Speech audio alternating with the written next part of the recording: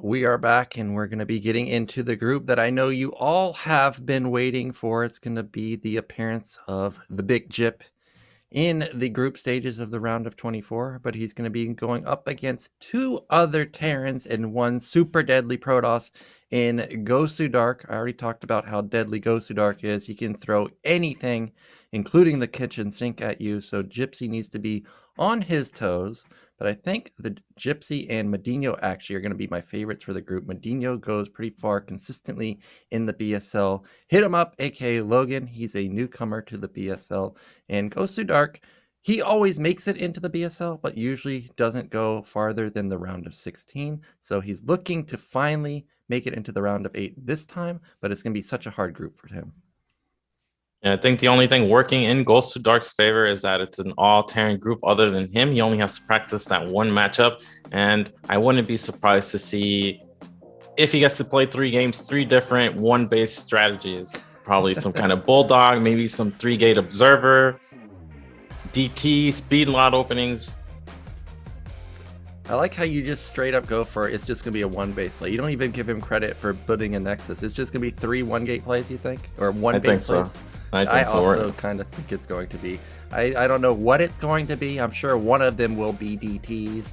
I'm sure one of them will be like Proxy Robo. Actually, Proxy Robo is making a comeback on the ladder. I've fought against that a couple times recently, and that wouldn't surprise me that Gosudark pulls it out. I actually think it's crucial that Gypsy wins this particular game, because if he loses versus Gosudark, who is very, very cheesy, it might be just a downward spiral for him. If you watch Gypsy's stream, you know he freaks out after particularly bad losses. So I think this is a mandatory win for him if you want him to get out of this group either in first or second place. Yeah, this is a key game here because I think MadiNho is actually pretty experienced and pretty strong player, but maybe Gypsy is the best overall player. But in terms of mindset, I think if just one thing goes wrong, then we'll see everything go wrong. Yeah, MadiNho's made it to the round of 8, I think a couple times. He's definitely a very strong player, and he has particularly strong TvT. Every time I think of MadiNho, I think of him versus Cryok on Whiteout a couple seasons ago, and that was an epic TvT, one of the best TvTs I've seen in all of the BSL. We of course are getting a look at the statistics. As stated before, every season Gosudark makes it into the BSL. However, he ends up kind of bombing out in the round of 16. I do remember a time where he was 1 game away from eliminating True Touch, but True Touch had a very nice recovery. Actually, Gosudark should have killed him.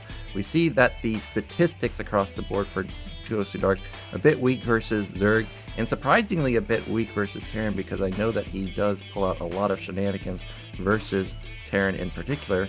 Meanwhile, this is Gypsy's first appearance as a player in the BSL, so no real statistics for him. But if you guys have been following the Big Gyp over the past couple of months, he's done really good in the Rogues Gallery tournaments. He ended up winning Ascension, taking it all, crushed through Terran very easily. He has a very strong TvT in particular, and his TvP is always on point. Yeah, you can see Gosudark here, round of 16, 4 BSLs in a row, and of course Gypsy's debut.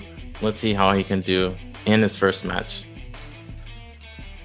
Yeah, first match is going to be on Polypoid, of course. It's a great macro map, I think, for Terran. However, a lot of proxy places, a lot of potential proxy robo, hidden tech. So we'll see what Gosudark wants to pull out. And let's just get into game 1. It's going to be Gypsy versus Gosudark to kick off Group F.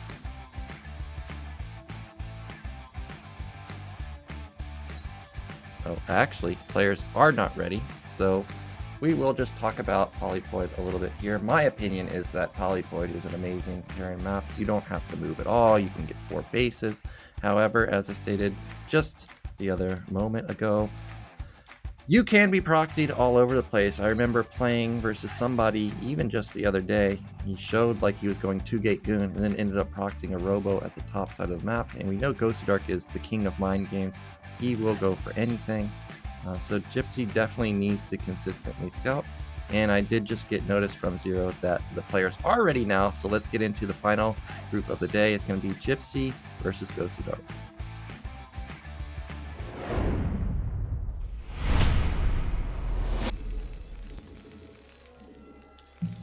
Here we go. In the top right, our red Terran player. It is Gypsy. And in the bottom left, we have the blue Protoss Gosudark.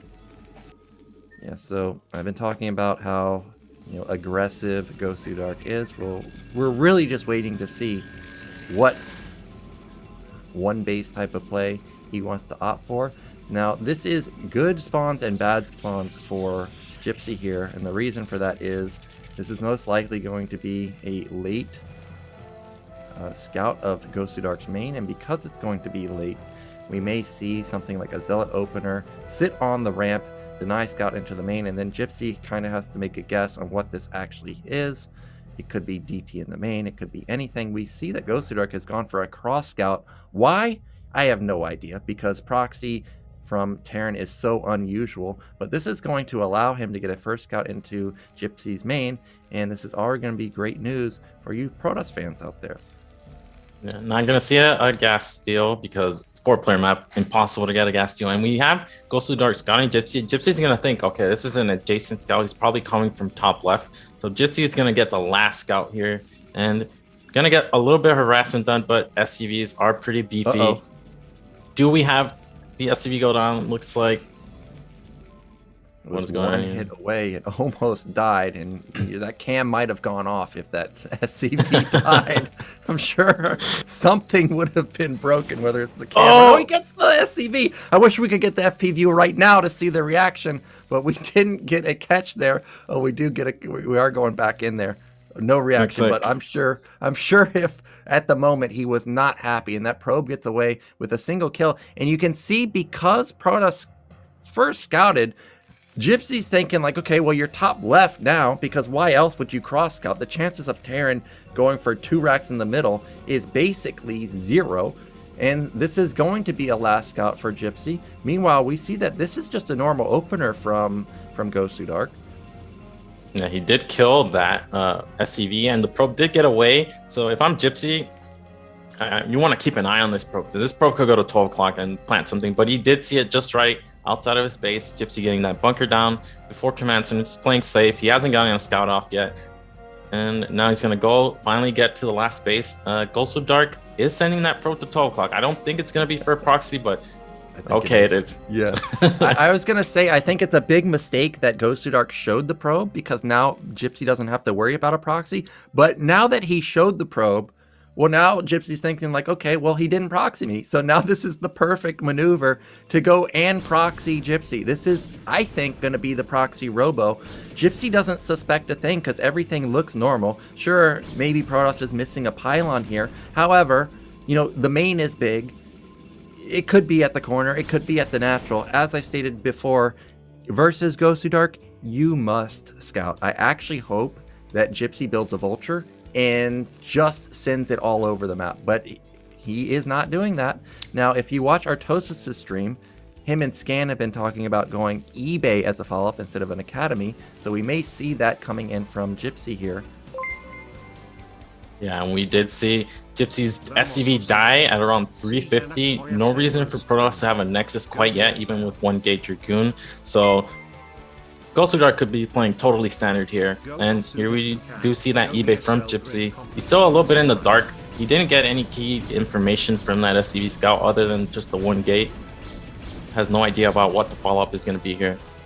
Yep, everything looks normal, and we're already getting panic attacks for Gypsy because there's no second SCV out on the map. He doesn't confirm Nexus timing, he doesn't confirm anything. If he had come down there and saw that there's no Nexus, he would 100% know that he's getting all in.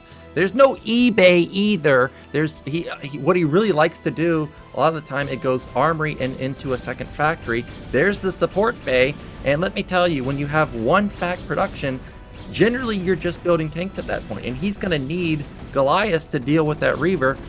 Okay, Gosudark thought he had an opportunity to jump on that tank. Oh, there is an eBay. So actually, this is an okay move from Gypsy, but he needs turrets around his base. Yeah, he does have siege mode, so these Dragoons won't be able to pressure the bunker much longer. And it's very important there to not lose that first tank. We saw an opportunity for Gosudark, but Gypsy was on top of his tank control, pulled it back right away. And this isn't going to be an all-in from Gosudark. He is going to follow up with the Nexus, not going to go for 2-3 gate follow-up Dragoon with this Reaver. Just one fast proxy robo to get some damage done, but wouldn't be surprised to see him double expand from here. I would be surprised to see Gosudark double expand. I expect to see just a follow-up all-in from him. I like the eBay in position up there. The goons are going to intercept it. This might trigger Gypsy to think, like, why do you have goons up here? But even if he does react right now, it's too late because a Reaver's about to be in his base. He might actually just elevator everything in. But no, the eBay is... Oh, he's moving tanks into position, but there's no turret here.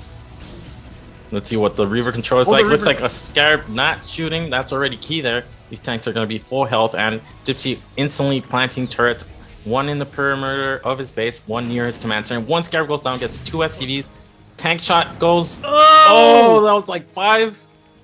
Yeah, I think that was maybe like 5 or 6 SCVs there. Yeah, you can see that about half of them died. Reaver's going to come into the natural now. The tank got repositioned. That's another Scarab shot. It takes down 3 more SCVs, and this game is already starting to spiral downwards for Gypsy, but the Reaver might get taken out. It went dangerously low. It's like 1 hit right now, so this shuttle shouldn't deal much more damage. We'll see if Gosudark can get some more kills. I really think he should just escape with it, at least build up the shields before unloading again, but he's gonna risk it. That's so dangerous. He gets another kill. Meanwhile, we don't see the double expand from Gosudark. I'm not surprised by that, but I am curious what the follow-up is going to be. A lot of times Gosudark likes to keep the aggression, so I wouldn't be shocked if we see like a Citadel and then like a pure gateway flood. Second Reaver is out. There's the gates. We're up to 1 extra gateway. I mean, a 4 gate attack following this up would actually be pretty strong. Gypsy's only on 1 factory, so his production is actually going to be really... We have 3 Reavers here. We might see some kind of multiple shuttle play here, but this is so risky, loading up 2 Reavers in a shuttle when you already know Terran has Goliaths, has a turret ring. Gosudark has to be careful here not to throw away this advantage. Looks like he's going to go right in and wisely retreats. Yep, smart move from Gosudark not to risk his lead. That probe is at the 3rd base, so that might be the mineral only going up for Gosudark. We don't see a gateway flood from him just yet. I think that is still just 2 or 3 gates.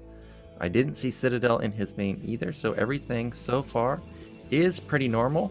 But one of the downfalls of Gosudark is you're seeing it right there, the main nexus not blinking. A lot of the time he does skimp out on a lot of probes, but actually it seems he has a lot of probes at his natural, so he is going to have decent econ, and he's already up 20 supply. It looks like that shuttle is just going to be content with just containing Gypsy for now. We saw that 3rd factory went down for him, so he is just going to be going into 5 fact follow-up with +2. Well, it looks like the Reaver AI there bugging out a little bit. Gosudark is in a strong economic position. He did kill, I think, maybe 11 SCVs pretty early on, and he is following this up with some kind of speed lock play. You see no second gas. He's going to have a ton of Zealots. We should see a gateway explosion here, and I think he's just going to try to go for a bust, but this Gypsy... is what he does, man. Yeah. In a normal game, you see Protoss follow it up with, I don't know, maybe some kind of 2-base Arbiter, some kind of 3-base Carrier. After getting that much damage done, you know Terran's going to be pinned in their base for a very long time, but no. Looks like he's just going to go for that bust even after that attack. And Gypsy is going for 2-1 off 2 base. What do you think about this? Yeah, this is pretty meta these days. Just sit in your base, slowly take your 3rd base, rely on the powerful 3-2 upgrades, and now that he's taken a lot of damage, he can't take a fast 3rd base. So this is pretty much exactly what Gypsy needs to do. You can see that he's closed the gap in terms of supply. Still, it's a 20 supply lead. However, it was also a 20 supply lead, 49 to 69. So the fact that it's still this close is great news for Gypsy. You can see that he just now started his command center. Meanwhile, Gosudark is going up to what looked like 8 factories. Gypsy definitely on the back foot, but you know, Terran is really, really strong once they get their upgrade. So I think Gypsy still is in an okay position. As you mentioned, triple Reaver. One of the Reavers is somewhere out on the map. You can see Gypsy is scaling up into late game with his tech, with his upgrade. So Gosudark is just staying on Citadel, no further tech. Just going to get speed lots +1 attack, but really not following this up with a longer, long-term game plan.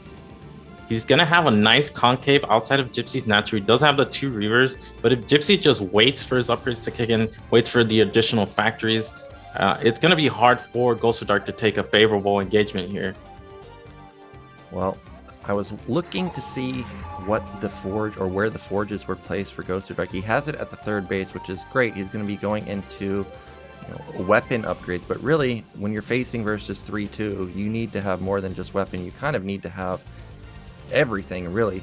However, if you are only going to get one, of course you need to have weapon, but I am questioning where he put the forge. It's at the 3rd base, and that's not a base that you really look at that often after you have saturated it. So sure, he's getting +1 right now, but I'm worried at some point he's going to forget to click +2 or +3, and he's going to fall behind to the 2-1 or even 3-2 upgrades of Gypsy. Now this is the crucial moment. Can Gosudark stall out this 3rd base? If he can, he's going to be in an amazing position.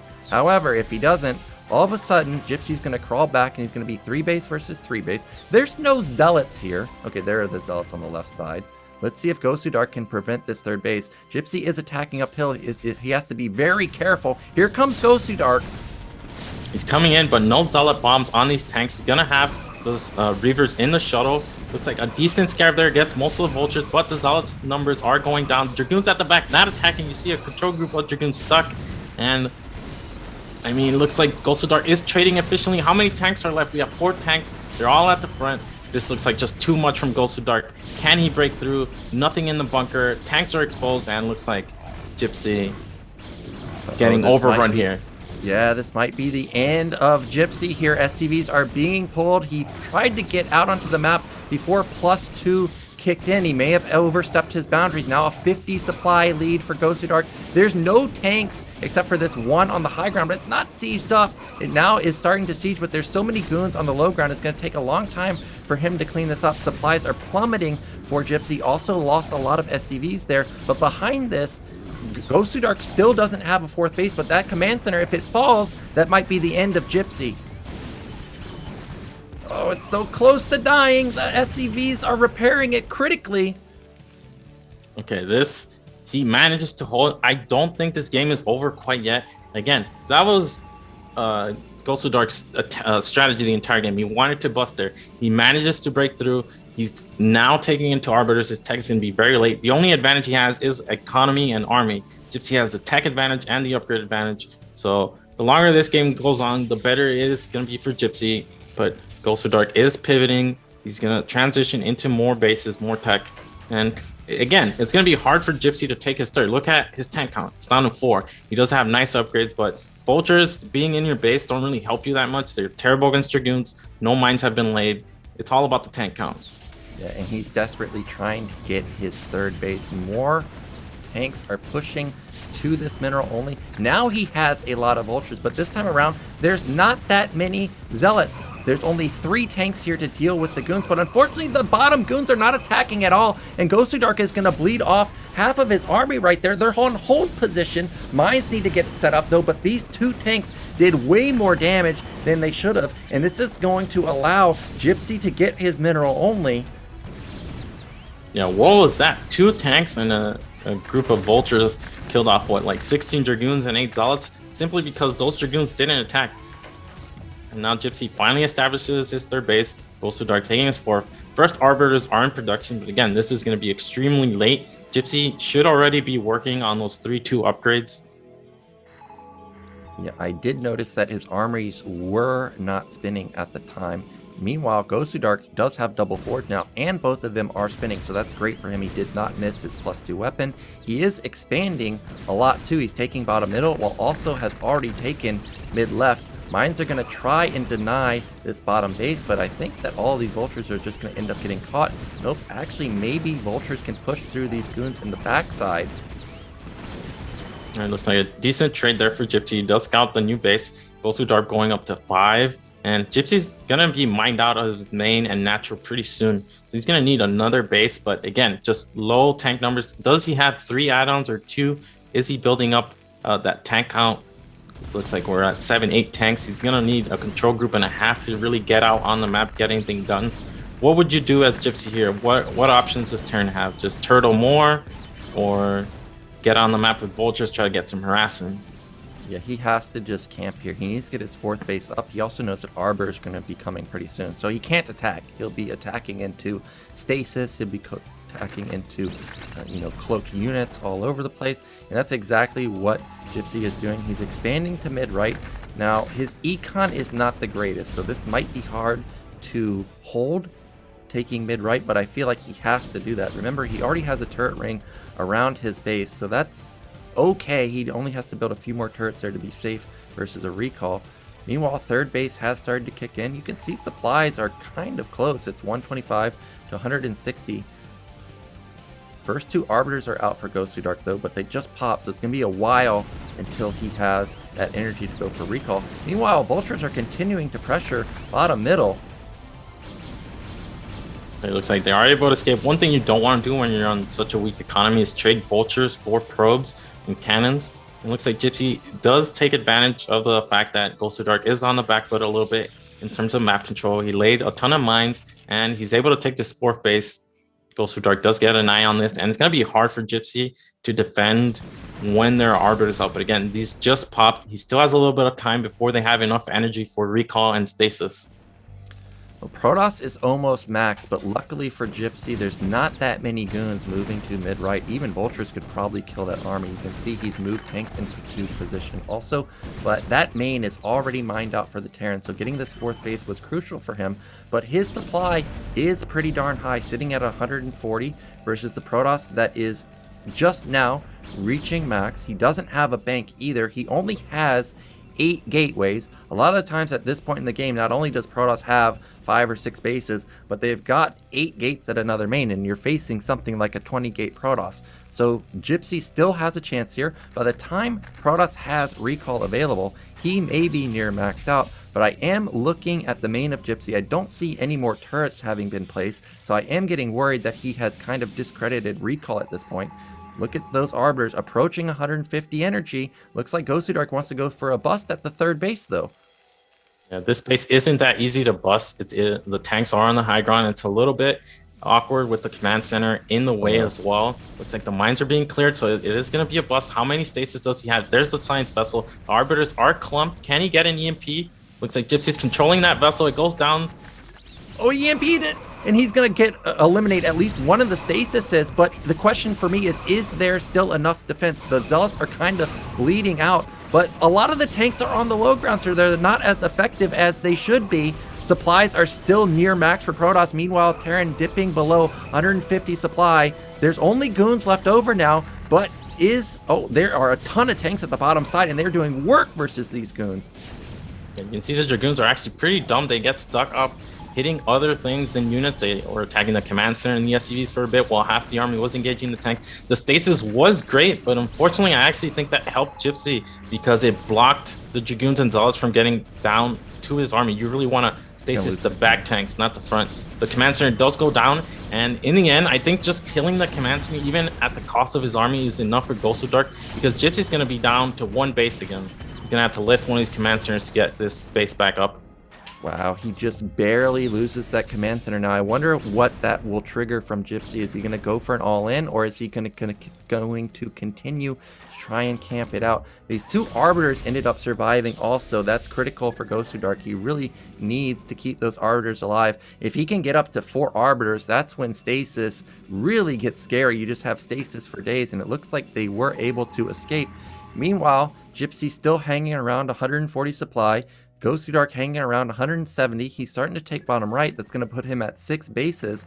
But still, there's not an overwhelming amount of gateways at this point. If Gypsy can stabilize, he's still in an okay position. Now, this attack, I think, is a bit ambitious, but he does have double vessel. If he can get an EMP off, Oh, well, actually, the army for Gosudark is tiny. That's a great EMP, but all the tanks are somewhat exposed. Oh, that's an amazing stasis. Hits like 7 tanks. And this might be the engagement that Gosudark was waiting for. Not that many Zealots left, only 3 Zealots left, but there's just not enough tanks here. Looks like the Dragoons are getting up close to the tanks. Arbiters do go down, another stasis goes down, and Gypsy's tank count is going to be reduced here. And it looks like the reinforcements from Gosudark are able to get here faster than Gypsy. And with these 7 tanks, these are basically forfeit now. Gypsy really can't commit to defending that army. He didn't. I think it was just a little bit of an impatient play, like you said. The stasis was there. Gosudark was ready for this engagement. Tanks were clumped up. And if we look at the map, Gosudark just keeps taking more bases. And here we go. Stasis completes and the tanks are cleaned up. GG. Yep, and Gypsy taps out, so it's going to be Gosudark knocking down the Big Gyp into the winner's bracket, and that was really nicely done from Gosudark. You know, usually I'm very worried for Gosudark because he stays on a low probe count, but not only did he have a decent probe count, he also had 6 bases, so Gosudark actually looking really solid in this group and taking down maybe the favorite for the group in a PvT. That's going to give Gosudark a bit of confidence going up into future matches. Yeah, that was very clean play, I would say. Got that Reaver in, did a ton of damage, then retreated just in time, and then he followed up with a bust. And while the bust didn't kill Gypsy, it did weaken his economy even further, and he was just able to take it from there. Not the best engagements from Gosudark falling up, but he had a massive advantage. Yeah, and the stasis were perfect at the very end. I agree with you at the 3rd base, or the mineral only, that one stasis did kind of damper Gosudark's attack, but in the end he managed to take down the mineral only, and that's all he needed to do because it triggered the all-in essentially from Gypsy there. So unfortunately the Big Gyp is going to be moving into the loser's bracket. Gosudark's going to be waiting in the winner's match, but now we're going to be going into a TvT, and it's going to be MadiNho versus HitEmUp. One thing I know from these 2 players is that MadiNho really likes TvT and HitEmUp really does not like it. You can often see him off race against Terran, not his favorite matchup by any means, and should be interesting to see what kind of strategy he pulls out. Not likely to see something standard. Yeah, you know, HitEmUp also plays all the races, so he may have declared an alternate race going up against Terran. I'm not too sure, so we'll wait and see what he ends up deciding to go for here versus MadiNho. Now MadiNho, I think from what I remember in his TvTs, he is not Vultureman. He will play the more passive style, something like Tank Goliath or Tank Wraith, and draw the game out as long as possible. And we know that Logan likes to be super aggressive. HitEmUp. So we may see that Logan kind of just tilts it off, goes for an aggressive play into the mass tank style that MadiNho likes to go for. If we had average game length from players, I think MadiNho would easily lead the tournament. I remember a couple casts where just him and another Terran had a 3-hour match between them in a best of 3, something like that. Moly. 3 hours in a best of 3? We had 2 matches approaching the 1-hour mark in a best of 3. It was ridiculous. Well, but fortunately for us, it's only best of 1, and I mean, this is going to be interesting because even you think you'd get an easy match in the loser's match, they're going to have to go up against Gypsy, so it's going to be pretty tough. And as you can see here, look at MadiNho's matchups. His best matchup is TvT. Yeah, 65% win rate for MadiNho. Meanwhile, as stated before, HitEmUp, kind of a newcomer to the BSL. You can see his only other appearance was in Gosudark, so not a big sample size for him. He's looking to be the next OUG, see if he can make it from Gosudark into Pro League, into round of 16, then round of 8, then round of 4, then finals potentially. And MadiNho, he's looking to improve on his last season's performance, which was round of 16. Remember, in BSL 9, he got quite far getting into the round of 8. But it seems like MadiNho is something like a round of 24 or round of 16 player. But because his TvT is so strong, I actually think he's got a really good shot of making it out of this group. Now, again, it is going to be Polypoid, and this is a map that does tend to have very long games. If you watch Artosis play this map, him and MadiNho play very similar styles, and they are very passive, and those games are extremely long on Polypoid in particular. I'm obviously hoping that we don't have hour-long TVTs because I have Korean class after BSL. I can't be sitting in 5 1-hour-long TvTs. We'll be here all day. And Korean class as a follow-up, I will just be so tired afterwards. So I hope we see Logan go for something aggressive here. Try and bring it to MadiNho, close it out maybe in like 20 minutes or so. Yeah, and Polypoid is a very strong defensive map. You have ramps everywhere, very hard to attack, going up the ramp, going into a choke, and we'll see. I don't think we're going to see a long game here. Well, for now, we are just waiting for the players to get into the lobby. MadiNho does off-race quite a bit, but he's not going to be playing Protoss in the BSL. I do know that simply because I've played him on the ladder quite a bit, and as stated before, also Logan off-races quite a bit, so we'll see. Okay, it is, or the players are ready now, so let's get into our second game of this group. It's going to be MadiNho versus HitEmUp on Polypoid.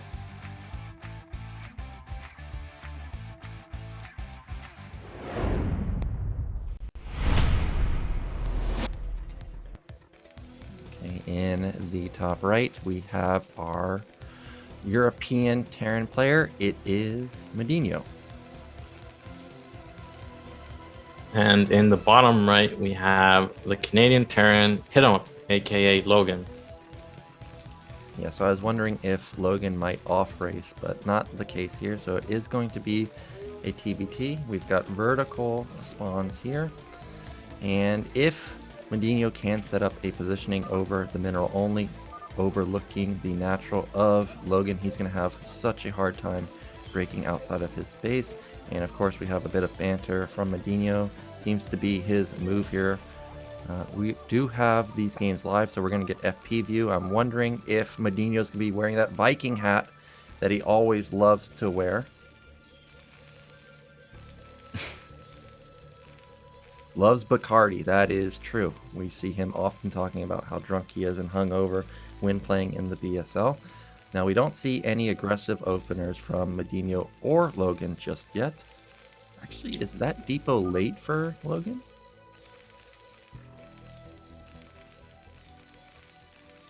Looks like it. No, looks like it's fine. Maybe a couple seconds late, but not a big difference. And we do see the barracks placed towards the edge of the main. This really gives you a faster scout when you do lift that off. You don't really need the barracks to make a ton of Marines in this matchup. Well, we see that MadiNho has gone for a forward barracks here. If Logan had gone for 8 racks, this would have just been a blind counter. There's the Viking helmet that we were talking about, and also that Bombastic Starleague shirt that you guys can buy in the shop if you are interested. It's definitely high quality. I recommend it, and even my shirt has my name on the back, so you might be able to get that customized to have your name on the back too, so definitely consider supporting the BSL by taking a look at the shop. Now, there's 2 options here with this forward racks. Either MadiNho's using this to try and pressure something like a gasless, or he just wants to instantly float it. I imagine this is just to put pressure onto a potentially gasless or command center opener, but we see that that's not happening from HitEmUp. It is just a standard 12 gas. And we see he did pull off gas. He's not gonna stay and do some kind of one base play. He's gonna get that factory and then expand right away. And Logan is doing something similar. He only has the 1 SCV on gas after making the factory. Yeah, both players have pulled off a gas, so both players have similar builds other than the forward racks. For MadiNho, general standard play is going to be 2 Marines from both players. We'll see if anyone wants to cut a Marine. So far, that is not the case. That is a 3rd Marine coming in from both players. I'm surprised at this, but this means that we may see upwards of 3 or 4 vultures from either side try and counter the typical opener, which is 2 Marines and just 2 vultures. When you do this type of strategy, do you go vultures without add-on? Yeah, no add-on. You just rallying vulture non-stop, trying to deny the command center as long as possible. If you have an SCV there, you can even consider building a bunker, and if the bunker gets up, well, then you're in a commanding lead.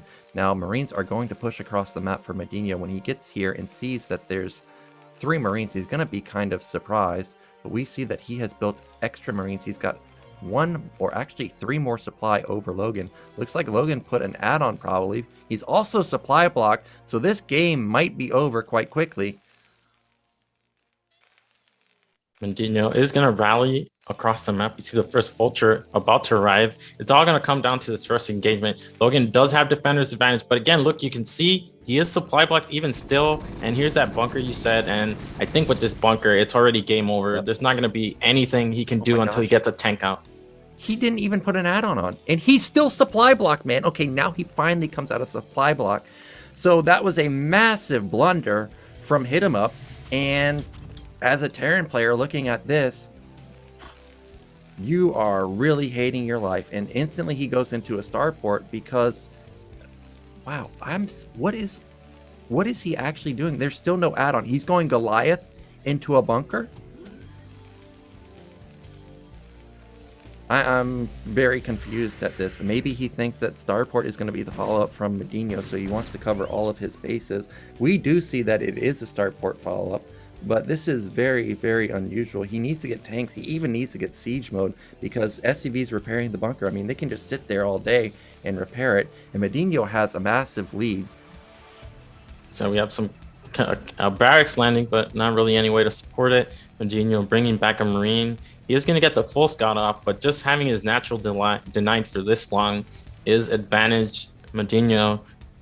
What can Logan do other than just wait for the tank to come out? Looks like the SCV did retreat, so the tanks do outrange the bunker, but it's still going to be a while before he can get his expansion done.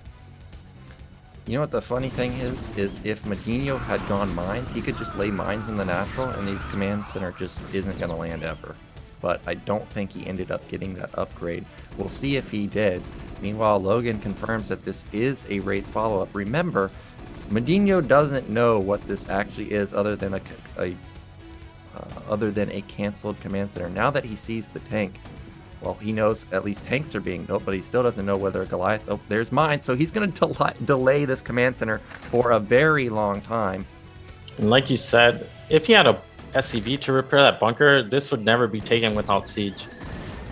Yeah, that was actually a big mistake to not just leave that one SCV to repair that bunker. He would have been able to deny it for so long.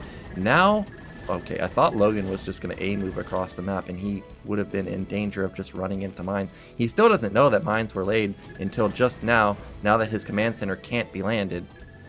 He does have enough vultures and Goliaths. The tanks has to be careful. It will trigger the mines. There's no way for him to trigger with the vulture, so looks like he's going to bring the Goliaths over, and he should be able to clean this up without taking any damage. He still doesn't know. So there he goes. Ooh, nice. He does clear it, but now he cannot move across the map. He does have 4 Goliaths and 1 tank, though, and a lot of times this is all you need to just A-move across the map and get into and be able to clear the mines. He even has comset, so he was expecting mines to be set up, so that's great game sense from Logan, but he is massively behind. The command center for MadiNho was way faster.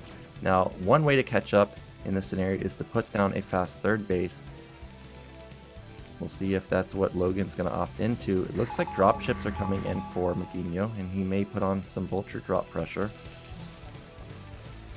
He does only have the 1 factory, but he's going to be able to keep up in tank count. And really, what's important in TvT is that tank count. And we see it's only 1 tank against the 4 from MadiNho. The Wraiths aren't that great straight up, but they do force your opponent to make Goliaths instead of more tanks. It looks like he's going to have a nice unit composition. He is floating a little bit of minerals with this 1 factory, 1 starport build, but he can take that third at 12 o'clock whenever he wants. Yep, and he is taking top left, actually, so that's going to be a hidden base. Now, he does need to start putting down factories because, sure, he has a decent amount of tanks at 5 or so right now, but Logan has had 3 factories for a long time, and if Logan suspects that, hey man, you just simply can't have that many units because you only have 1 factory, he may try and bust MadiNho before his actual additional factories kick in. We see that the 3rd, 4th factory are starting to go up for MadiNho. The dropship didn't look like it got scanned, and all of Logan's units are out of position. 3 vultures are loaded up, which is the magic number to one-shot SCVs, and all of the units are sitting at the mineral only. This should deal a lot of damage. Now, economically, I think Logan has come back but 3 vultures are going to get a ton of damage done here. And here we go. Vultures coming in. They're going to target one-shot these SCVs. 2 already gone down. 3 pull from Logan, but no units here to defend. And a ton of SCVs have already gone down. Yeah, he's gotten about 5 SCVs now. Now Tank and Vulture may save the day, but Vultures are laying some mines to try and buy some time. This is obviously a lot of lost mining time for Logan in general. You can see that both players have the same idea. They're going to try and hide bases because HitEmUp has taken bottom left.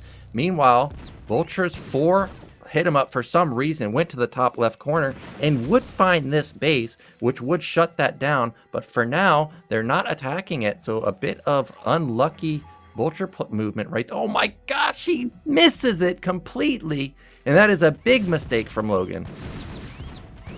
Yeah, he's probably going to check the mini-map and be confident that there's nothing at top left now. He's going to think, okay, he's only on 2 base. I'm taking my 3rd now. I'm probably okay, but he's taking a lot of economic damage. MadiNho had a faster natural, now a faster 3rd. And again, the tank count, it's really when it comes down to. MadiNho probably wants to add a couple add-ons now that he has 3 gases, or he should have 3 gases pretty soon. Wow, this is such an abusive opener from MadiNho. He literally has almost nothing. For the first 10 minutes of the game, he was stuck on 1 factory. Now, all of a sudden, he's exploding into 6 factory while also getting +2 weapon because I saw his science facility was also started. Meanwhile, I don't fault HitEmUp for going for this hidden base because he needs to make something happen. And this is one way to catch up. Another Vulture drop into the main is going to kill multiple SCVs. Meanwhile, you can see that Armory is not spinning for HitEmUp, and I don't think he has +1 weapon. So this is going to be a huge power spike for MadiNho going into the mid game. +2, of course, is the most critical upgrade for TvT because it 2-shots tanks. Now, it seems like maybe HitEmUp suspects that there is a base somewhere because Vultures are again moving to the top left side of the map. Looks like he's going to check 12 o'clock, suspecting a 3rd. He's going to see an SCV here and be like, okay, I just denied this 3rd. Maybe I'm okay here. But if we look at the tech situation, we have MadiNho with better tech. He has dropship flexibility. He has +2 on the way versus Terran that's still without a starport. He does have +1 though, but +1 is not that big of a difference in TvT. Well, we see that supplies are somewhat close, 120 to 100, so HitEmUp has recovered quite well. He's got good control over his mineral only, just like MadiNho has over his. Actually, HitEmUp has done a better job of laying mines all across the map, and MadiNho might think he's in a better position than actually he is.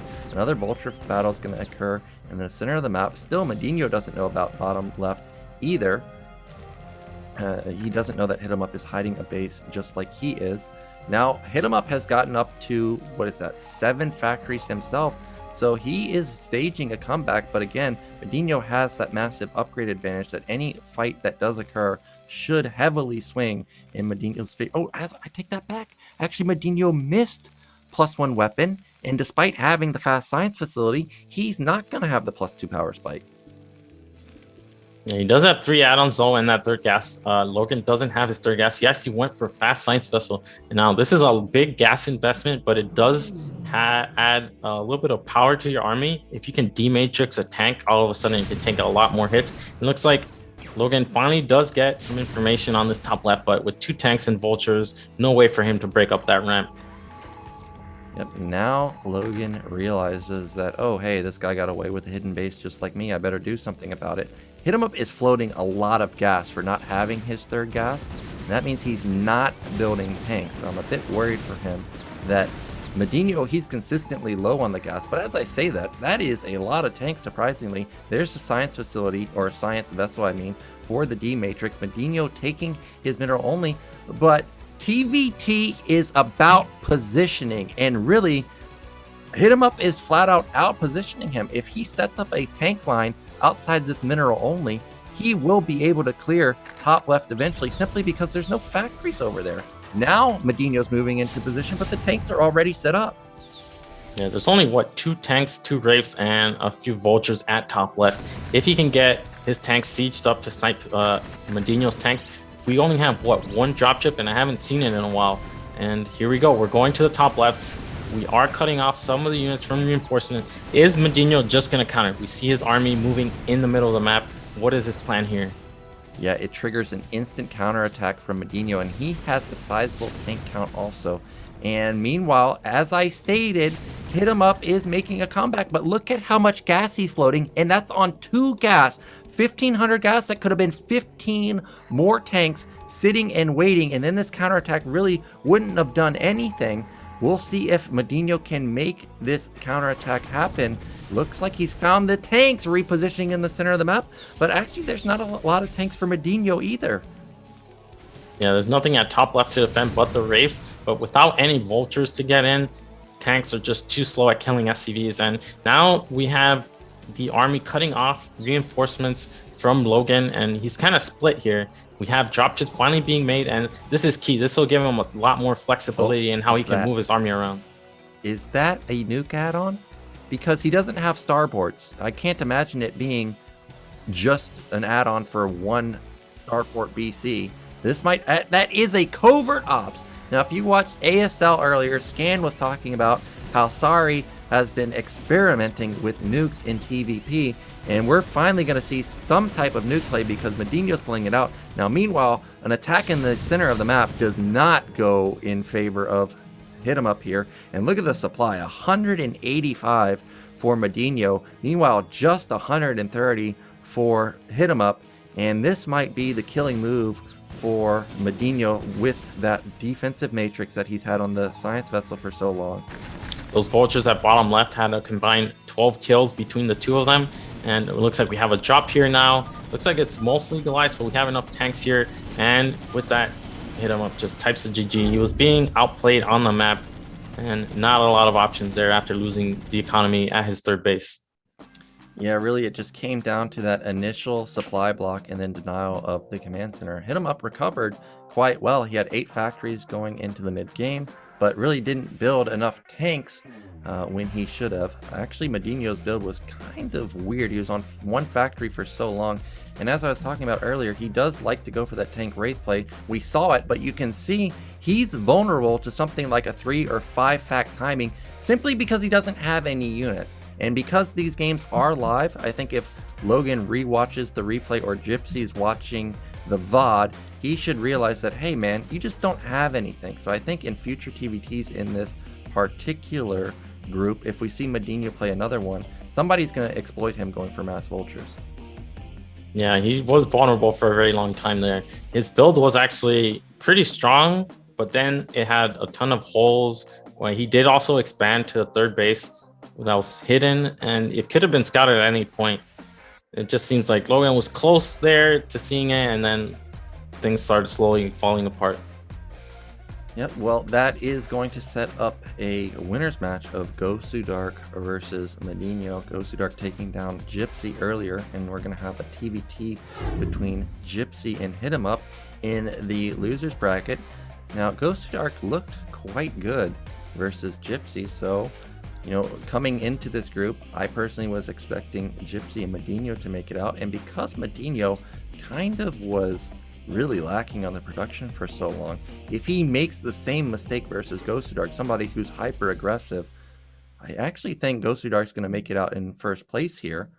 So Gosudark might be on the brink of making a bit of an upset here, and that's going to leave just 3 Terrans in the remaining side of the bracket potentially. I have seen these two play before, and MadiNho is well aware of the style that Gosudark plays. So MadiNho is the type to go for 10-10-10, some kind of aggressive play, but knowing he's up against Gosudark, I think he's going to expect some kind of 1 base 2 gate play, and he's just going to play as safe. He's going to wall off, he's going to expand, get tanks, siege, turrets, everything. He's not going to risk losing to Gosudark right away. Yeah, so 10-10-10 could be a great actual defensive opener versus Gosudark, but he played pretty normal versus Gypsy earlier. He wasn't even aggressive with the Zealot at all. He just opened quite normal. The only thing aggressive he did was, of course, the proxy robo, but it wasn't even a rushed robo. It was off of range. Everything looked normal. So I think if MadiNho goes for 10-10-10 and Gosudark doesn't play as aggressive as he usually does, and he builds his probes like he did versus Gypsy, 10-10-10 all of a sudden could set MadiNho back quite a bit. So he needs to be careful to not play overly defensive like we saw Dawid do. Yesterday he played a bit overly defensive and set himself back, and then ended up losing macro games, or potentially almost losing a macro game versus Crossy. So you have to be careful when you feel like, oh, well, hey, if I just defend, I'm going to win, because that can backfire sometimes. Yep, and we see Gosudark is not great versus Terran, but I think a lot of that is the quality of Terran he's gone up against. Probably a lot of Koget, XPX type of players, and we'll see. MadiNho's TvP is a little bit wonky. Not a type of player. I guess all his matchups are a little bit wonky. He really likes to mix this up with strategies, but oftentimes you see he has vulnerable moments in his build. And Gosudark is the type to exploit that. He likes to go for aggressive two-base builds. Well, the winner's match map is going to be Power Bond, and this map I really do think is very good for Terran. However, main is very exposed in the sense that drops can be potentially very deadly, and I know that you could proxy a Robo right next to their base at one of the gas bases. So we may see the same build as a follow-up for Gosudark. I remember facing that quite a lot on this map in particular. Now, if MadiNho can get to the mid game, he will have access to 4 or 5 bases pretty free. You really don't have to move far, but Gosudark did a good job expanding, and because it is a 3-player map, if it does go to the ultra late game, somebody's going to have an expansion advantage. So if Gosudark continues to take bases, he could simply just flat out mine way more minerals and starve MadiNho out. I mean, that is a scenario. I guess it could happen, but Terran's so effective, I doubt that will come to fruition. Looks like players are ready, so let's get into game 3. It's going to be between MadiNho and Gosudark. Winner's going to make it out in first place of Group F. Winner's going to be going into the deciders match to face the winner of Gypsy versus HitEmUp. And here we go. We have Titan Reactor showing the map in 3D. Cool feature. I mean, Dark Matter, I know he's been working on this for a very long time, and he's just trying to get it to the point where it can be showed in live games. Yep, so players are ready. Let's get into our winners match of Group F. It's MadiNho versus Gosudark.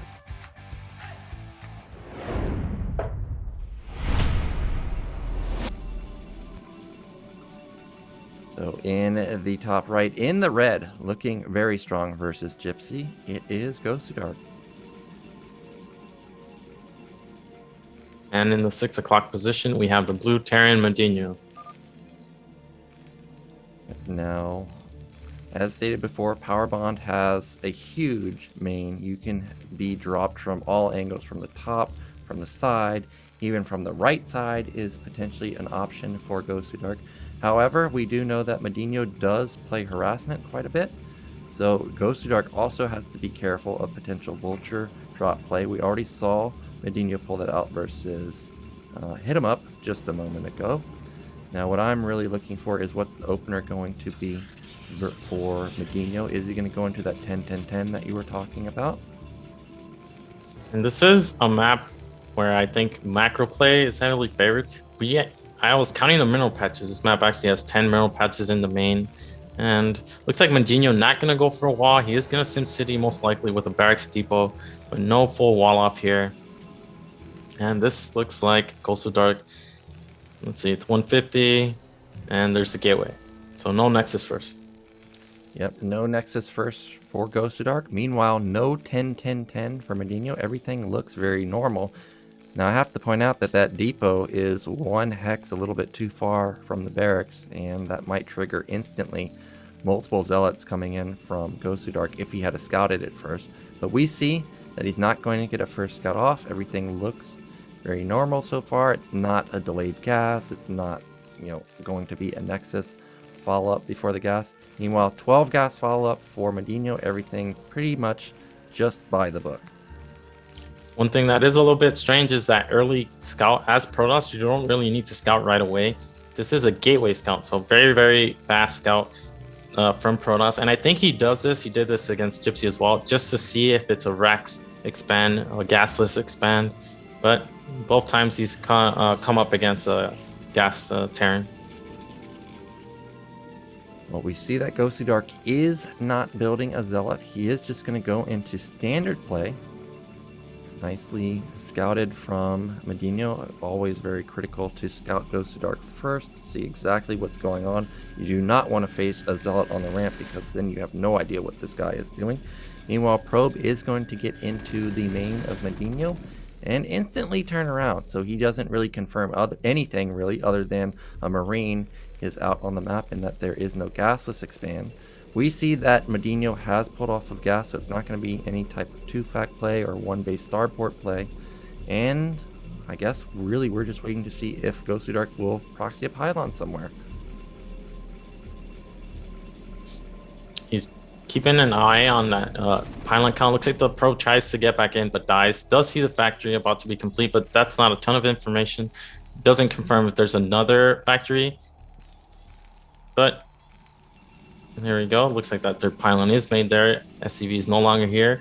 That SCV from MadiNho is going to be key in scouting the natural at around 4 minutes. That's usually when Protoss makes a Nexus. But until then, it's going to be pretty passive play from Terran, just getting this bunker up, likely to expand.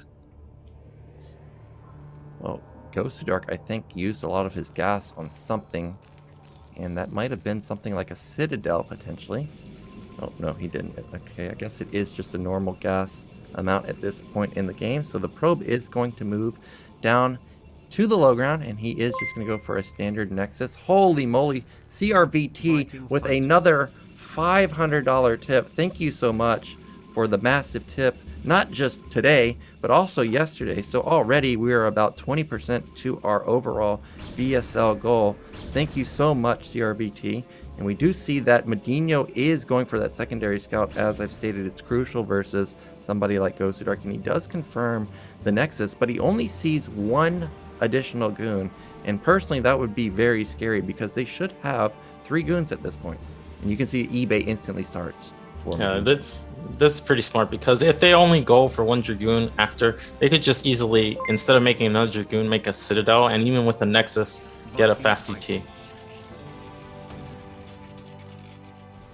So we have the goon being pushed back, and I didn't get to see what was built from Gosudark in the main. I think that is just standard robo follow-up, but he has a lot of gas. Looks like second gate got placed down too, so maybe Gosudark's worried about a potential push incoming. Meanwhile, those 2 goons at the front are just trying to get a gauge on what's actually happening. No, he's going to pull back. So he may think that MadiNho is going for a drop or something, but we see that's not the case. Looks like we have a Probe here ready to make something. I'm thinking by the positioning of this Probe, it might be some kind of hidden tech in case the scan goes down in the main. And it looks like MadiNho, he's playing the player with this turret ring that he's constructing around his base. So we have turrets everywhere going down. He's expecting some kind of proxy here. Yeah, this is pretty much what you should do versus someone like Gosudark. He's building multiple turrets too, and it seems like he's cutting a bit of SCVs to do that. Wow, look at this 4 gate. That might even be a 5th gate. Now this is a curious opening from Gosudark because this was not something like Citadel. If this was Citadel, I think this makes a bit more sense because he's just going to try and run over MadiNho here, but instead it's just like a 4 gate, and I guess he was really expecting MadiNho to push into him, and he just wanted to shut it down hard, but that's not what's happening on MadiNho's side of the map. Everything here looks somewhat normal, just playing in a defensive posture for now. Yeah, Gosudark is preparing against both a timing and a drop, while MadiNho is expecting some kind of proxy Reaver play. He even made additional Marines to fill the bunker up, and both players very, very defensively stationed at this point in the game. So gas going down for MadiNho, 6:45. That's quite late, and actually MadiNho was setting up for a push. So this 4 gate soul read from Gosudark is going to work out fantastic for him. Still no Citadel, still no third Nexus, still no anything other than the 4-gate robotics. But this is going to be so many goons that I don't think MadiNho is really going to know what hit him. We don't know if the Vultures even have mines either, so he's got to be very careful to not bleed these tanks away for free. Yeah, normally at this point in the game, Protoss either has 2 gates and a third Nexus or 3 gates. And wait. What is Gosudark doing? Why is he positioning himself back inside of main? This is going to be very risky. He really wants to engage out in the open. He has enough Dragoons. It's only 5 tanks. He did make a shuttle with 4 Zealots. So it looks like this is going to be key. There's a siege, but there's nothing protecting these tanks. The Dragoons can't clear up the mines. Here comes the Zealot bombs. It's like 1 Zealot drops. Nice targeting there from the tanks, hitting the Dragoons. 4 Zealots on the tanks. Looks like the Dragoons are getting picked off, but what really comes down to here is these Zealots. And looks like easy defense here from Gosudark. Can the Vultures get into the main? Yeah, this was just very easy defense from Gosudark. The Zealots did a lot of work on the tanks. The Vultures did not help the tanks at all, and that allowed the Zealots to easily clean up those tanks. But at the same time, the focus fire from MadiNho was quite good. It took down a majority of the goons overall. So for now, this is not the worst position for MadiNho, but it could have gone a little bit better. Meanwhile, now Gosudark has about a 15 supply lead. You can see this triggers 5 factories for MadiNho. He's going to make sure he doesn't get contained on his mineral only like what happened to Gypsy. He wants to make sure he can take it at a decent time. Meanwhile, Gosudark, he's going to put down his Nexus, and I did see Citadel and Forge, I think, were complete. He could just walk up. There's no mines. Okay, second tank on the high ground. There was a moment there, but it's vanished. And Gosudark taking his third. He's actually quite comfortable here, and I'm not really sure what Terran can do other than just play it safe and then eventually take a third. But what happened, I think, was while he was pushing, you saw MadiNho's minerals float up to 800, 900. Usually you either make a third or add the additional factories instead of doing it after the attack.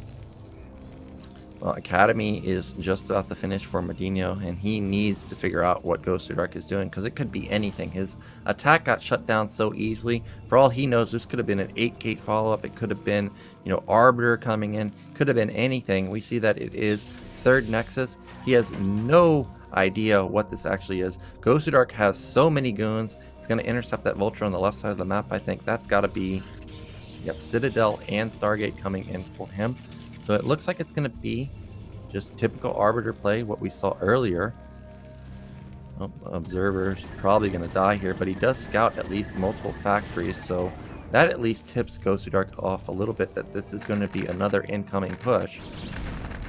Good mine placement here. Will trigger on some of these Dragoons. Looks like at least one goes off, and this is going to be another timing attack from MadiNho. The first one didn't go so well. Gosudark does have a third base. His tech is going to be quite late, but so is MadiNho. So we're looking at 2 base against 3 with both players having delayed tech.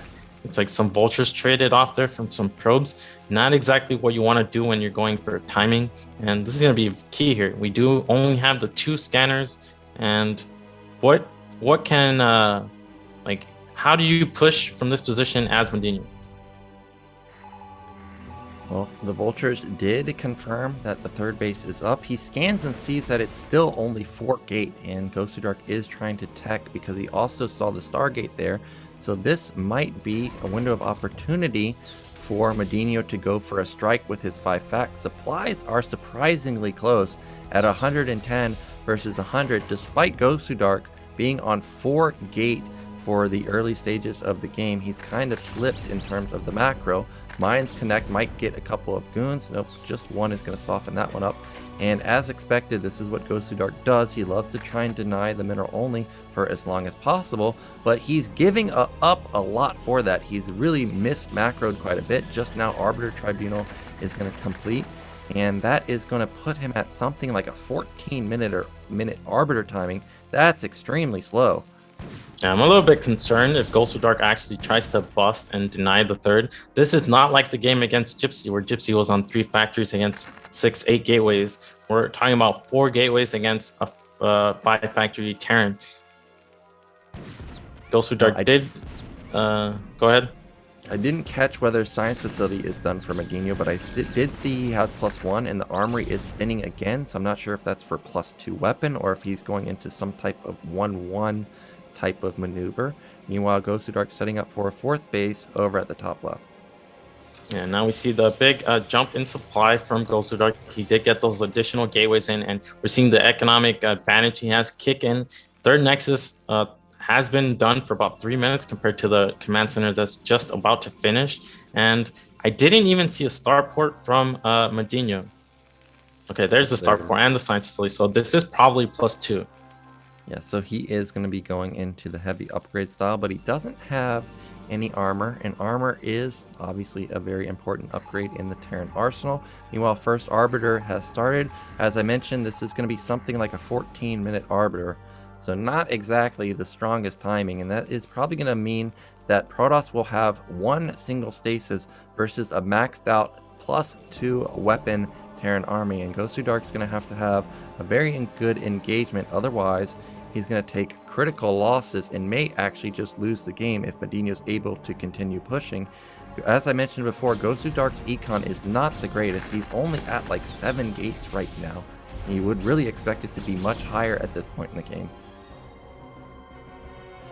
MadiNho trying to get some vultures out on the map playing mines, but Gosudark has done a nice job of cleaning up those minefields. He has a decent observer spread all over the map. Gosudark doing a good job to clear out mines, make sure he doesn't run over some mines and mistakenly blow up some of his units. You can see that +1 weapon is done for him, so he is probably going to match the +2 upgrade with +2 himself. Meanwhile, 4th base is now up and running for Gosudark. 4th base has been denied on MadiNho's side of the map, but he is approaching max. You can see both players basically dead even on supply, and that is a lot of tanks, and the first vessel is out, and you can see EMP is coming. So 1 minute, probably MadiNho is going to wait, and then he's going to push across the map with EMP and +2 weapon. Yeah, and we still don't have any arbiters, and by the time they do get out, they're not going to have enough energy to get stasis on this army, maybe one. And the gateway count is still pretty low. Gosudark now reached max, so we're going to see a big gateway explosion, but it's not going to be in time if MadiNho decides to push out in the next 30 seconds to a minute. Yeah, as I stated, Protoss probably has one stasis. Maybe he has a recall available, but that's it. He's definitely not going to have double stasis. Meanwhile, don't see a 4th base for MadiNho just yet. Maybe building in his main and he wants to float it down to that low ground base. Meanwhile, we are approaching max. The vessel should be approaching 100 energy. This should be the go switch for MadiNho, but for now, he hasn't moved at all. Looks like he has unsieged, and he is expanding towards the Protoss at mid right now. He's unsieging, and this is going to be go time for him. Yeah, we see the gateways being added now, but it's only 2 more. Gosudark should really be up on 15, 16 gateways. Looks like we have a cybernetics core spinning. That's probably +1 weapons for an eventual switch into carriers. And here we go. This first engagement is going to be key. Gosudark has to hold off Terran. He can't suicide his army with such low gateway production. Well, this mid-right base that Gosudark is taking, that's going to be killed for sure. And also, this is an angle that's not ideal for Protoss because of those small bridges. They will get choked up. I'm struggling to see how Gosudark finds a good angle to attack here. There's so many tanks. Mines are also in position. Wow, that is like 30 tanks actually. And I think Gosudark realizes that, well, I probably can't engage that, so he's going to move to the bottom side, but it instantly gets scanned, and now he retreats back to his main, or to the 3rd base, I mean. Wow, command center, man, that's a 6th command center, actually. He's trying to take the low ground while also taking the mid-right, while also trying to take mid-left. I mean, he really should just go recall. No way to engage that army, and yeah. MadiNho doesn't have any recall defense other than turrets. No mines in this main. You can see just now he's realizing this is a big threat. Vulture's coming back, and he's trying to keep track of Gosudark's army. We see Gosudark is just positioned slightly out of range of where the army is, and looks like MadiNho is just slowly creeping up, and you can see these tanks will eventually kill these forges and even a couple important tech buildings here. So this is looking pretty grim for Gosudark. He has to get something done. Yeah, Gosudark has really botched his recall timing. Like he should have gone for recall by now if he wanted to recall. So it seems like he didn't have the upgrade at all. But now Gosudark's going to go for a counterattack.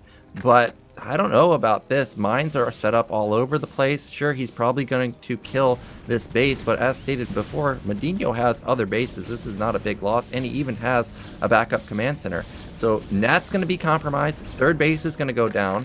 And really all MadiNho needs to do is just turn around. Even the Arbiter's going to die to the turrets. Yeah, and one thing I saw is that he does actually plan a carrier switch, but he's been maxed for so long. Oh, looks like, okay, only 3 Dragoons go down. That could have been a lot worse. He was planning a carrier switch, but because he was maxed for so long, he didn't make any carriers during this time. Only now he started them, I think. Well, MadiNho didn't send any of his tanks back. Like, they're still across the map, and that is 5 Stargate production for Gosudark here. And this recall that wasn't even that big is dealing a lot of damage. It's supply block MadiNho. It's taking out factories, and MadiNho's still not sending these tanks back. I think this is a very big mistake from him. He needs to clean this up. Yeah, it's looking like somewhat of a base trade. No tanks, so only vultures and Goliaths against Dragoons, but these tanks are getting up into the main. There's still a large army here from Gosudark in the middle of the map. Not a ton of zealots though, unfortunately. I think if he just had a few more zealots, he could actually clean up these tanks. He's still supply block, man. He needs to start spamming depots. He's lost almost every single depot in his main, and he's not pushing into Protoss's base fast enough. He doesn't know that there are Stargates at the bottom side of the map. You saw that factory had 5 tanks queued up, but nothing can build. And once these carriers get out, 4 are going to come out and just wipe out all these tanks because there's no support. And Gosudark still has a strong ground army. The only thing Gosudark doesn't have is enough gas here, but we see the Stargates blinking. He can't throw away these units like this because he doesn't have any more way to make ground units. He doesn't have gateways in another main, for example. But he is cleaning up these tanks. Only 2 tanks left, but now with the mine support, these goons should retreat. And MadiNho does have critically that 3 o'clock base somewhat hidden. Gosudark has no idea that's there.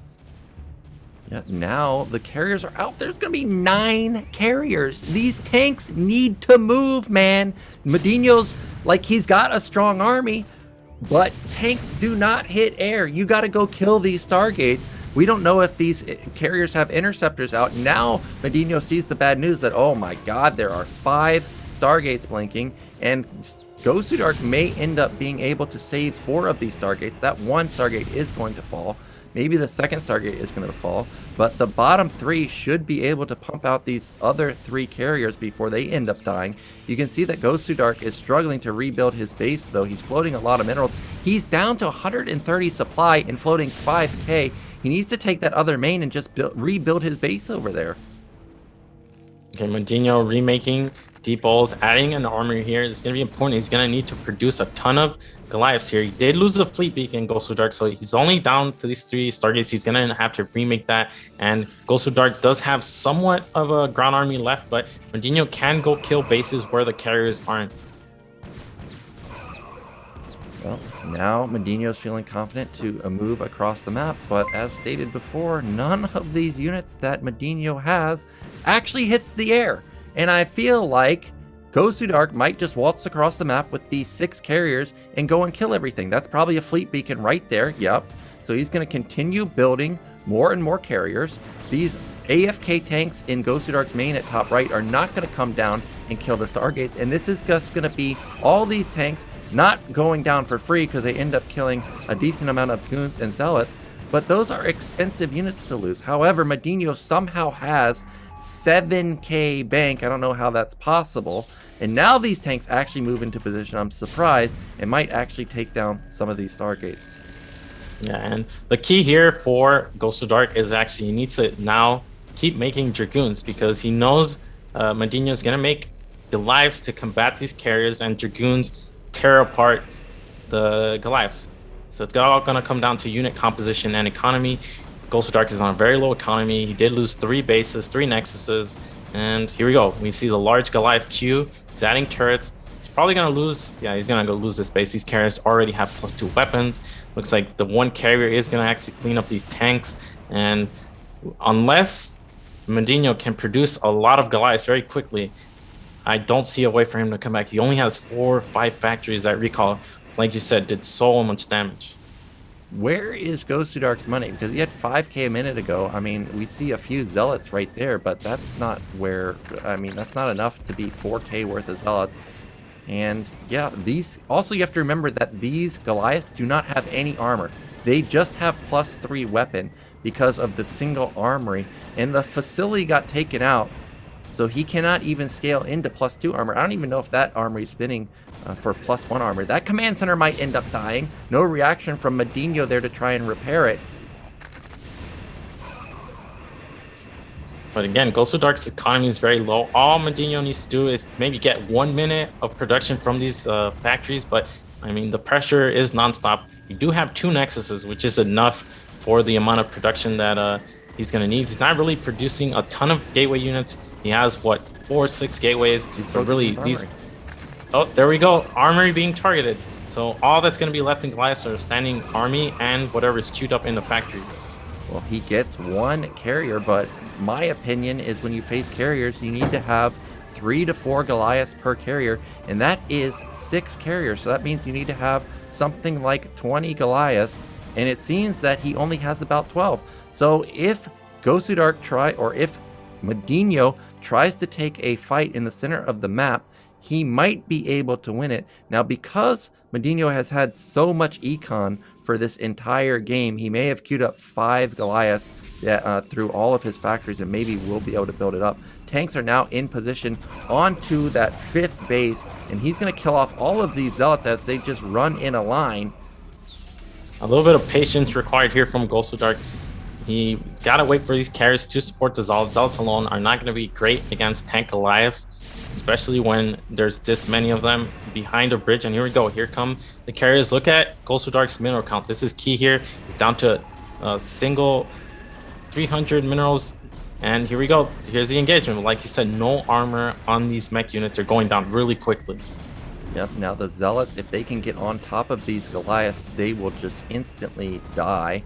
Meanwhile, one of the carriers almost died. Armory has been rebuilt.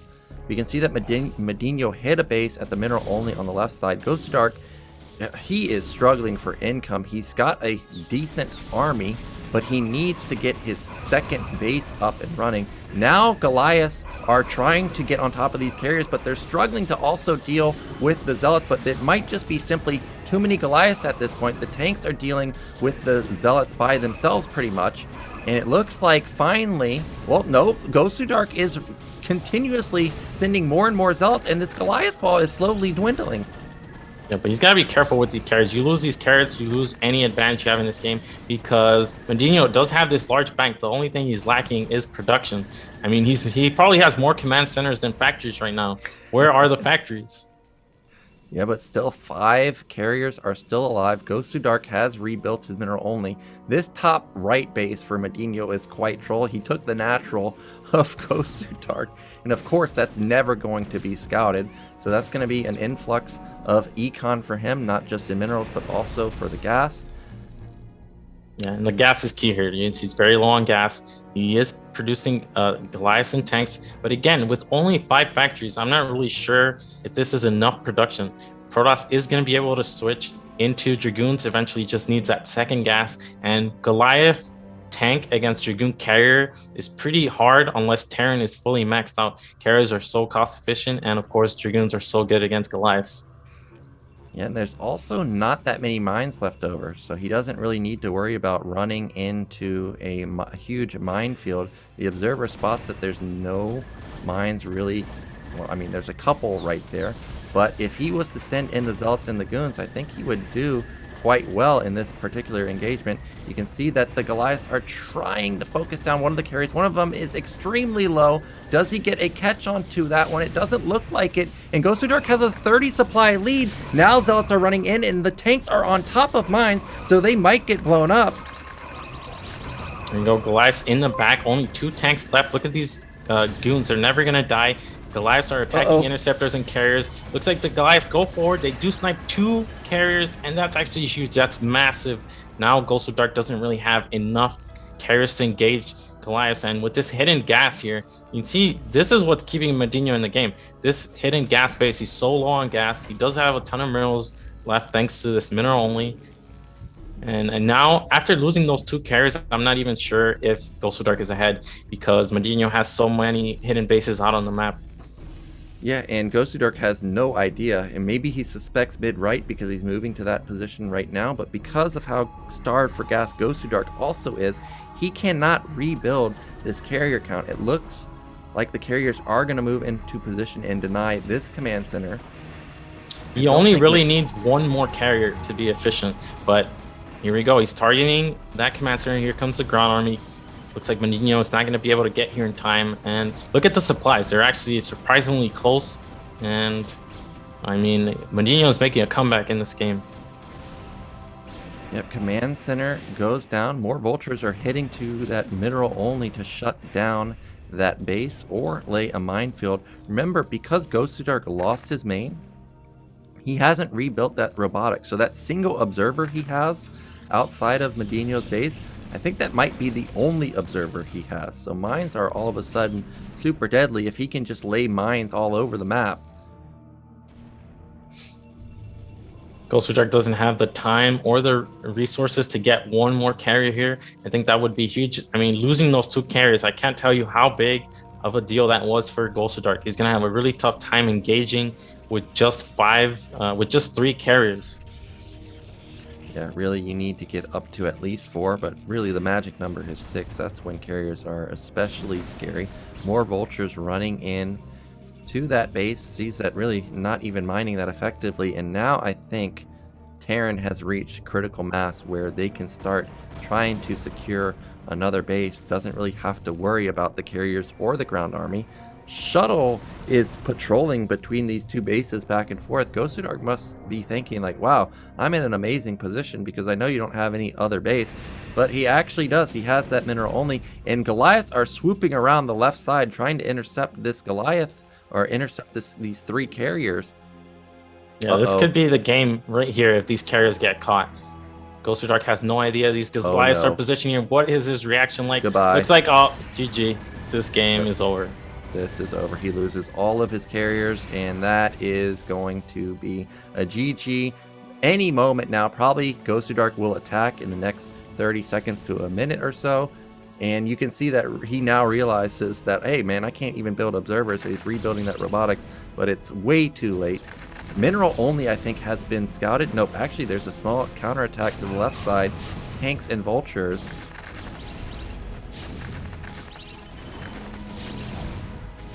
Supply lead for MadiNho now. This has been a very chaotic game for the last 15 minutes. Ever since that recall went off and MadiNho scouted, he's been on only 5 factories, but killing those carriers when Gosudark can't really remake them has given him a window back in this game, and now he's just way ahead. He's facing only a ground army, no other tech. And I mean, he has 3 hidden bases, basically. He has Gosudark's natural that gave him that extra gas income. He has a hidden mineral only, and he did lose 3 o'clock, but MadiNho just in the chaos able to make the right plays, the right reads, and that carrier, or I guess that Goliath maneuver to cut off the carriers from reinforcement was key. Yeah, so really, we kind of are just waiting for the GG. MadiNho has like a 3k mineral bank. He's got not so much gas, but he doesn't need any more gas units. He has enough Goliaths, he has enough tanks. Really, he just needs to build mass vultures just to max himself out. 5th base going up at mid-right, as we've pointed out. That's going to be more gas income from him. Now, actually, these vultures going into the main, I think, is a mistake because that's probably going to trigger Gosudark to try and save those buildings, and that's gonna, let Gosudark know, like, hey, the mineral only is where I was getting all this gas from. Yeah, you can see that's actually his only gas income. His main and natural are depleted, and you see, I guess the key here, he sees the Stargates aren't blinking, so he's not gonna make any more Goliaths now. You can just focus on tank vulture. Well, observers have been built, and now Gosudark's going to try and kill mid-right, but MadiNho's army is massive. It's not in position just yet, but as soon as he moves it over there, well, I guess he doesn't even care about this base. He just wants to go and kill Gosudark. This is an unstoppable army. If Gosudark had Storm, I'm a believer. But the fact that it's just pure gateway units, and look at that, the Zealots do find top middle. And look at the screen was set on top middle. He's like, holy moly, you got this base. Gonna kill it now, but it effectively saved MadiNho in this game. He was able to produce enough tanks and glides with this additional gas. And now they're gonna trade a base for a base, but Gosudark's base is much more important. Yep, once this base falls, basically Gosudark's not going to be mining because that mineral only should be getting low on minerals also. And MadiNho, he's starting to reclaim all of the left side. And what can Gosudark do at this point? All he can do is try and fight the army, but there's no world where he wins that fight. So instead, maybe he's just going to go for a counterattack, but at some point he has to fight the army. Also, MadiNho can lose his entire main, it doesn't matter, because then MadiNho just camps the left side of the map. Like, it's just impossible for Gosudark to win at this point. Instead, he's going to go for the mineral only. This is where the majority of the units are for MadiNho, and this is going to be Gosudark losing his entire army, and MadiNho's going to be moving out in first place in our group. All right, here we go. Zealots are coming in. He's kind of funneling in, not hitting from both angles. Tanks well in the back. Most of the Zealots have gone down. This is only Dragoons, and we actually see MadiNho's, the rest of his army is going to flank, and he's just going to sandwich this Dragoon ball, and looks like there's nothing left for Gosudark to do. Yep, all that's left is the GG. He's trying to avoid the army, but there's just nothing he can do. He's mined out. You can look at the minimap. Mineral only is mined out. Oh, well, I guess it's not mined out, but basically it's essentially mined out. There's only about 1,500 minerals left in total.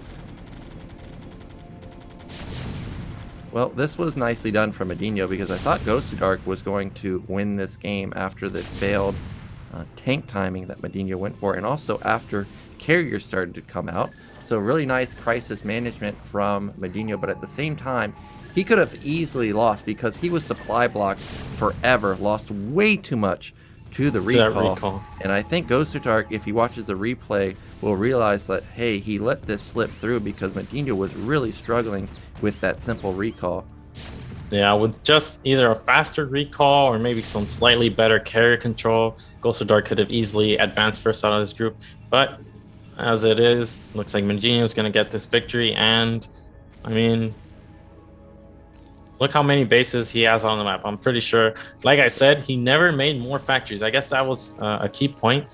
I think this would have been a lot easier if he had added factories instead of, I mean, he's up to 7-8 command centers here. Looks like some factories finally being added. And this should just be an easy win from here. And thinking about the future games, we have Gypsy against Logan now, and the winner will go up against Gosudark. MadiNho does advance first out of this group. Yep, so MadiNho makes it out in first place. MadiNho, I think, one of the favorites in the group, so not a surprise that he makes it out. But Gosudark's going to be waiting in the Deciders match, and that's going to leave the opportunity for a potential rematch between him and Gypsy. That's, of course, assuming that Gypsy makes it through HitEmUp in our losers match for the day. But before we go into the losers match, of course, we're going to take a break, and then we'll come back and find out who's going to be eliminated. Is it going to be the Big Gyp, or is it going to be newcomer HitEmUp bombing out in Group F?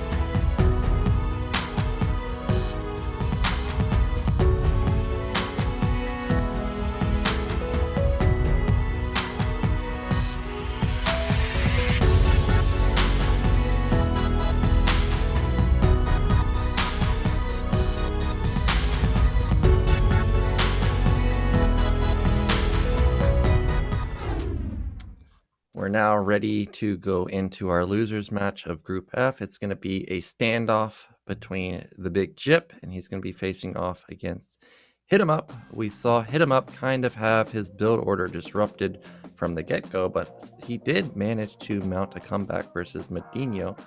And we did see kind of Gypsy get thrown off in the early stages versus Gosudark, so we're not too sure of his TvT, but if you guys watched Ascension, he looked very deadly, and he did go for more ultra heavy play. So we'll see how he fares versus HitEmUp here, who did end up going for the Tank Goliath opener. From what I saw in that game against MadiNho, in the early game, Logan did look extremely nervous. Forgot that early supply depot, and that really just made it really difficult for him to stabilize and get that command center up. And from there, he was really behind. But I expect him to be less nervous second time around, and let's see what Gypsy does in a TvT. Yeah, usually when people say that they are nervous in tournaments, what they really mean to say is they're nervous in like the first game. Because as soon as you start playing, in my experience, the nerves go away. So I don't think we will see the same scenario happen where HitEmUp misses his third depot, he gets his command center canceled by a bunker. I don't expect that to happen. And I don't expect Gypsy to fall apart like he did versus Gosudark. Gypsy is just a really solid player. He almost brought it back versus Gosudark. So I think now he's probably a bit angry about his play versus Gosudark, and he may just bring it really hard to HitEmUp. So I hope HitEmUp's on top of his game this time around. Now remember, this is the losers match. So the losers match is going to be played on Shakuris, and I know HitEmUp takes breaks quite often, so I don't know how much experience he has on Shakuris, but this is a pretty standard map. I imagine he should be comfortable on it. We had MadiNho advance first, so the winner of this match is going to go up against Gosudark. Yeah, Gosudark's going to be waiting in the elimination or the decider match. We're getting a look at the profile statistics. Again, basically both the players are newcomers to BSL because HitEmUp has only been in Gosu League, and Gypsy, of course, has been casting BSL now for a couple seasons, and this is the first time he made it into the actual tournament stage. So we have no statistics at all from him. He doesn't even play in Gosu League. He only wants to play in Pro League. And a lot of people do think that he is one of the best up-and-coming foreigners, so he's looking to prove himself quite a bit here, already falling to Gosudark, but that was after, taking like 12 SCV losses, so not a big... not indicative. Not indicative of his skill. If he doesn't take critical damage in the early stages, I think he easily would have rolled through, but Gosudark's looking surprisingly strong today, even though he did end up falling to MadiNho.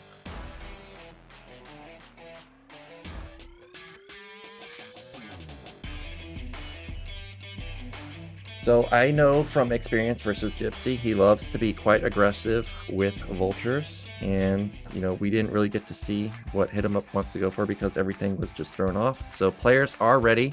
It is Shakuris Temple. Let's see who's going to be eliminated from Group F.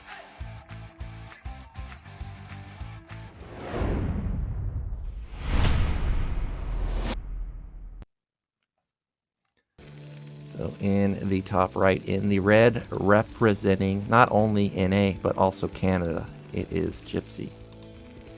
And in the bottom right, we have the blue Terran HitEmUp, also from Canada. So we have North American battle here. Yep, so a vertical spawns here. Now, one of the intricacies of Shakuris is that if you had spawns, for example, Gypsy being bottom left and HitEmUp being bottom right, you can siege the ramp from the high ground over on the left side, but that's not going to be the scenario here, so that's a slight advantage for HitEmUp here that he doesn't have to deal with that. Meanwhile, that's not possible from bottom right to top right, so Gypsy also doesn't have to deal with that. We do see that it is just no crazy 8 racks or anything, just standard depot opener. Now, when I played Gypsy in Ascension, he did go for a command center, and it looks like this is just going to be a normal barracks. I think Gypsy realizes that He's probably the favorite here, so he doesn't want to gift a win to HitEmUp, who may potentially go for something crazy and go for some crazy type of 14 command center. He doesn't want to die to just like rallied Marines or something. So he is just going to open standard. It's going to be a 12 gas for Gypsy and also a 12 gas for HitEmUp. Now I was looking at this map and I saw the natural is on the low ground from the rest of the map. You can say the very middle of the map is on a high ground, then there's another ramp that leads towards it, and then the natural is even below that. So contains can be extremely suffocating on this map. Yep, so we are just waiting to see how the builds unfold. I don't think I've ever seen Gypsy go for a 2-fact play, so he's 100% going to pull off of gas. The real question to me is, what does HitEmUp opt for? Because he is somebody that can be sneaky. Well, did that SCV actually scout? He missed it. So he's going to back off, or he barely got a glimpse of it, but I don't think he did. Meanwhile, I just am looking so intently at the gas for HitEmUp. He's continuing to mine it, and I think it's faster than just 1 on gas. So this might be a 2-fact play. Yeah, and this is actually interesting because now Gypsy doesn't realize that he was actually scouted first because he didn't see the SCV either. So he's actually going to go to bottom left, and HitEmUp is going to go to top left and then bottom left, and then realize, okay, that's where Gypsy is. Yeah, he's going to realize that he definitely mis-scouted this. But HitEmUp, what's his move here? This might actually be 2-port Wraith. Now, what Gypsy was telling me about is he was listening to Scan when Scan came over to Artosis' house, and Scan was talking about this 1-fact expand into armory build, and we may see that as the opener for Gypsy, but we do know that Gypsy loves to go for vulture play. Oh, 2-fact, but because it was a mis-scout, it's across the map, and HitEmUp's gonna hate himself for not going in far enough to top right. Regardless of whether he wins this game or not, as soon as he realizes that Gypsy is not bottom left, he's not happy. Okay, Gypsy did see there were 3 Marines. Is that a tell already that something aggressive is going to happen here? Yeah, usually it's only 2. So this may already trigger a bunker, because a lot of times what happens is this is 3 Marines and then just rallied non-stop Vulture. But, okay, Vulture's going to come in here, and this was an add-on for HitEmUp, so he might actually just kill all these Marines with this Vulture. There's 1 Marine gone, and HitEmUp's in trouble. He's going to get in and see this factory. He's going to see no command center, and now he knows that this is probably going to be, well, I guess he doesn't get in. Oh, he can't hit it. Oh, he can? Oh, no, it backs up. Oh, so many missed. That was 4 missed shots in a row. But you did see the tank and no expansion. Yeah, so he doesn't know what this is. But a lot of the times when it's 2-port Wraith, you end up seeing a Vulture. So he may already think that this is like tank. Well, this is a weird scenario because the factory is across the map. He's going to think this is 2-port Wraith now, or 1-port 1-fact. And we know that this is just going to be 2-fact tank. Yeah, but HitEmUp also should be confused because he saw the Vulture come from top right. He should be wondering what the heck that Vulture was doing there. Yeah, so now HitEmUp is sending his units back up to top right.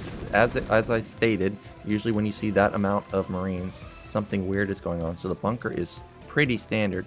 But Gypsy is going to get contained. If you look in his main, there's the armory, as I stated, because he needs to make sure that this is not a 2-fact or 2-port. Oh no, he has an additional tank. Oh, he got the first... No, he didn't get the first shot off, but he's going to need to send SCVs to repair that tank. Oh, HitEmUp went a little bit too far with that 1 tank. He needs to repair that tank, though. Okay, looks like 1 tank already out for HitEmUp. And like you said, with this factory so far across the map, I think Gypsy has already stabilized basically with this tank on the high ground. How can HitEmUp get up any further? Looks like a Goliath was made, so Gypsy was expecting some kind of Wraith. He doesn't know about that second factory. Yeah, he has no idea that this was a second factory, but now that the tank count is getting higher and higher, of course, now he knows that this was actually a 2-tank follow-up. I was getting worried that he may build a Goliath like that right there, and now HitEmUp realizes that, well, I should probably... Well, actually, I'm kind of surprised he lifted that factory, because he's going to float that all the way across the map. I almost feel like you might as well just leave it landed until it gets scouted, because at least you can use it. Now he can't even use it, and it's pretty much worthless. This one vulture, how does it get across the map, and it denies the command center? Everything has fallen apart for HitEmUp again this game. Yeah, I think this decision to lift the factory, I mean, this is going to be, what, 4 minutes where he's going to be on one factory? It would have been much better off just producing nonstop. At least try to contain Gypsy, because if it's just one factory, Gypsy's eventually going to be able to break out pretty easily. And here we have Gypsy with the full scout, sees everything that's going on. We have another hidden base from HitEmUp, but nice scouting from Gypsy with this vulture as well. I was in Discord with Gypsy. I didn't talk to him, but I did notice his comments, and he's definitely been watching the games, and I assume that vulture will see scout around the map sometime soon, looking for a hidden base or maybe like hidden starports or something. Of course, we see there are no hidden starports. Now, this is dangerous because the barracks has vision, and this, oh no, yeah, you need to back off. He does luckily not lose any of his tanks, but this is a pretty sizable contain for HitEmUp. Like, look at that arc. This is going to be hard for Gypsy to bust out of, especially since he was on one factory for so long. I don't know how many. Ooh, he's going to bleed off a tank, actually, and this is getting dangerous. Yeah, Gypsy should be patient here. There's no reason for him to rush to break out. I guess he's worried that this contain, the longer the game goes on, the worse it's going to get for him. He also doesn't know about the floating factory, which is about 3/4 of the way to the base. We are at 7 tanks, it seems like. I mean, Gypsy is going to be hard for him to break out without SCVs. He really needs, and finally kills that bunker, which was actually hurting his unit maneuvering. Oh, he needs to pull SCVs, and he needs to send the SCVs first. Do not send. I don't think he can actually bust out with this small army. Yeah, I think he has to split off. Here we go. SCVs going in first. Oh my god, there's so many tanks from HitEmUp, and if he focus fires down the tanks, he should take this engagement. Meanwhile, the mine doesn't connect. Okay, it does connect, but look at how many tanks died for HitEmUp. It's just 1 so far. Now 3 have fallen, but Gypsy lost a lot. Look, he's now down in supply, and this is all off of one factory production for HitEmUp. Okay, he does open up a gap on the left side, but look how many SCVs Gypsy lost. He probably should transfer some from his main to his natural. And here we go. He's trying to creep his tanks forward to at least get control of the left side of his natural. And here we go. Vultures do get on the map. He's going to be able to lay some mines on. I don't think HitEmUp is going to be able to reinforce. And I think the game is actually pretty even now. But there's a raid out. Okay, I think this is over, actually. I think Logan has won the game. And the reason I say that is simply because Gypsy can't get units out of his base. And now there's a Wraith that also is annoying. Yeah, like, look, every single time a Vulture comes out, it dies. And that could be any unit. That could be a tank, like, right there. If it pops out, it will die. I think Gypsy still has some options left. For example, you could siege 2 tanks on the high ground and kill off at least 2 tanks from this contain. But yeah, it's looking pretty hard. And Logan has macroed up pretty well. He does have the natural finally. He has saturated that very well. And Gypsy is down on workers, I think, because he sacrificed those SCVs to break out.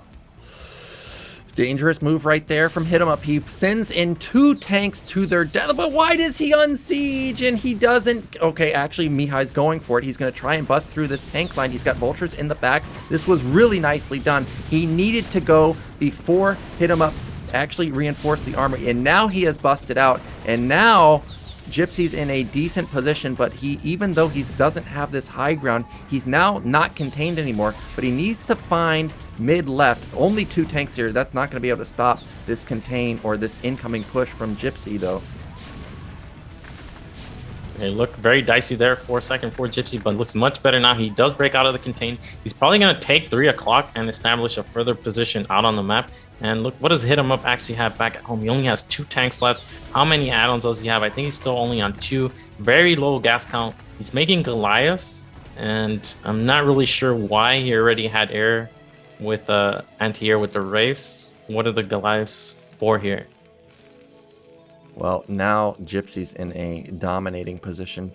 Oh my god, what is this? Yeah, he's building another command center. If these bases get scouted, Logan or HitEmUp really doesn't have anything. His factory count is tiny. I'm surprised at how tiny it is because he's had that third base for so long, but I think he hasn't done a good job to build SCVs over there. Like, that base has been there for like the past 3 or 4 minutes in the, oh my gosh, Gypsy's just pushing to victory. He catches him out of siege positioning, and now he's the one with the contain on the natural. Yeah, he does have Goliaths and tanks here on the high ground, but again, just no units. SCVs being pulled, and they are on top of the tanks, and the SCVs are actually able to kill off most of the tanks here, but again, no units here from HitEmUp. Yeah, there's still just nothing for HitEmUp. Even though he has the third base, he's still down below the supply of Gypsy. Okay, more reinforcing units coming in. Gypsy, if he finds mid-left, would just be in an amazing position, but he's still yet to find it. There isn't that many SCVs over there, as I stated. That's why HitEmUp has not been running away with this game, but you can see that the tank count is extremely low for HitEmUp. Again, if Gypsy just moves in a little bit farther, he'll have a massive contain. Is that a 5th command center, man? He has 5 command centers and 5 factories. I mean, having command centers are great, but you have to have actual units, and I think this might be the death blow. Yeah, just no units here. He was on 3 factories this entire time. Added his 4th and 5th. Meanwhile, Gypsy, I'm pretty sure he's on 5 factories. And he's able to reinforce very quickly against SCVs being pulled. And maybe his strategy is just to add enough command centers that he can fight with SCVs instead of units. That could be the move. But again, Gypsy just constantly reinforcing that he's going to go in for round 3 now. Actually, now he might be overstaying his welcome. He's going to focus down that tank. But again, the SCVs are going to be pulled. The drop comes in, and it's going to allow him to clean this up again. If you look at the supply, it's still a slight lead for Gypsy. He's got his third base going up at top middle. But I did see that there is a sizable block of factories now for HitEmUp, so he's got better production now at least. Yeah, Gypsy does have 12 o'clock. We have a nice counterattack here. Actually, I was surprised HitEmUp was able to hold there, but now if you think about it, he's on 5 bases, which I'm pretty sure all of them are going to be unscouted for a while. And okay, there's a vulture heading. Okay, he's going to find one base. He's going to be like, aha. That's the worst base to find. Yeah, that's the one with no actual workers there. He has 2 other hidden bases, and Gypsy has no idea. Man, he really just wants to bust through this guy because he thinks this guy has nothing, but that's not the case. There are 2, not just 1 hidden bases all over the map.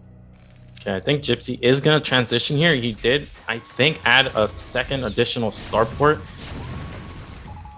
And here we go. HitEmUp is holding on to his position firmly. He is gonna, is this an SCV transfer to bottom left? Yes, looks like it is. But again, HitEmUp has no way to defend any of these bottom bases. And oh my gosh, again, a vulture just barely doesn't get envisioned. Okay, the Goliaths are going to be unloaded, but the dropship is still going to be taken out, I think. Yeah, it is going to get taken out.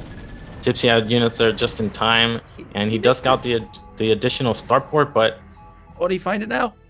Please, just go to the left side. Oh, he caught the SCV transfer. But there's still a hidden one.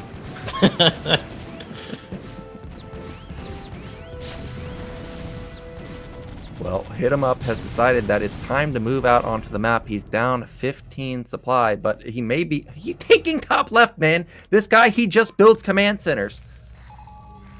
All right, Gypsy is adding, he's going to make a transition into Wraiths, and I've seen him do this a lot. He goes Vulture into tanks and then Wraiths once he gets that third gas. And with 3 add-ons, he's going to be able to keep on the tank production. And you can see he's taking nice engagements here. HitEmUp getting caught off guard and not really sure. He was trying to go for 12 o'clock, but Gypsy had just so much time to react. Oh, and he might be able to pick off both of these tanks. Yeah, aka HitEmUp. He's hiding command centers. Oh my god. 4-port Wraith for HitEmUp. Now, and Valkyries. So this is where all of the resources are going for HitEmUp. However, you know, if you build like 2 Goliaths, they kill everything. So I don't know about this move. So 2 of the hidden bases have been scouted, but there are 2 more still on the map. Yeah, Gypsy's going to be feeling so good about finding those 2 hidden bases, but if he was to lose this game, he's going to be kicking himself for not finding the remaining 2. Science Facility coming down, Double Armory coming down, so he's going to have those heavy upgrades. Now the Vulture, or the Wraiths have shown themselves. This is actually, I think, a huge mistake from him Yeah. of revealing these Valkyries here. He should have waited, yes. And what is that in the center of the map? Are those mines or are those tanks? Those are mines, and Gypsy's just going to continue pushing across the map. Now, however, there's only 1 Goliath here, so Gypsy needs to be careful to not overextend. Gypsy is making off 3 starports himself, but he's going up against 5. And HitEmUp is actually equal on bases. For the meantime, he's probably going to jump up. Yeah, there we go. Another hidden base complete. But really, the gas count is what's key here. And there we go. Actually, it's only 2 from Gypsy. 2 starports from Gypsy against the 5 from HitEmUp. Yeah, he's going to be completely caught off guard by this. Wraiths are going to clean up this 1 Goliath, and that's going to expose all of these tanks. And I think he's sending out his Wraiths. Oh, no, he's not. That's just more Goliaths coming in. And as I told you, just a couple Goliaths can push back so many Wraiths. So this tech switch from HitEmUp is just very... He's not even building more Wraiths now. Now he's going back into tanks. Well, what I can say is that Gypsy needs to get a 4th base because he is falling... Well, he's still ahead 30 supply, but he needs to get more bases because HitEmUp still has 5 base, and it's only 3 base for Gypsy right now. If HitEmUp was to put on like 8 add-ons onto all of his factories, he would have so many tanks comboed with so many Wraiths. Here we go. We have some SCVs heading to the top left of the map. I'm not really sure what this is for, but at least one of them is probably going to be to take that 12 o'clock, or actually that 11 o'clock base. And it looks like Gypsy is going to actually finally scout another hidden base. We have a big engagement here between Wraiths and Valkyries. That's a lot of tanks. A lot of tanks on the low ground. Gypsy is on the high ground, but he's late to siege up. Oh, but looks like, did Gypsy win the fight in the air? He won the fight in the air somehow. I don't know how that happened. And he's also going to kill all the tanks. He sent a lot of SCVs to top left. And now he sees that there's another hidden base and another command center, of course, being built by HitEmUp, because why not? And now Vultures are going to shut this down. But surprisingly, there's still another hidden base for HitEmUp. I think what happened there is that Gypsy had better spread on his air units, and HitEmUp was clumped up and took a lot of Valkyrie fire because Gypsy definitely had a disadvantage in the air there. And we have Logan HitEmUp trying to move out, but he doesn't have air superiority any longer. You have Gypsy finally scouting top left, or Vultures harassing there, and looks like HitEmUp is falling apart. We have another command center here. I mean, this is the game of command centers. And Gypsy just now taking his 4th base. When he rewatches this replay, he's going to think, man, this guy... How did he get away with so many command centers and not be able to take the game? There's another command center going down at bottom left, by the way. It's at the natural. I mean, there was a moment in this game where HitEmUp had 5 bases, 3 of them hidden, and Gypsy wasn't able to break through. Yeah, I thought that HitEmUp might start staging a comeback, but not going to be the case, and now he's contained again, and Vultures are going to not find that hidden base at bottom left. He's so close to finding it.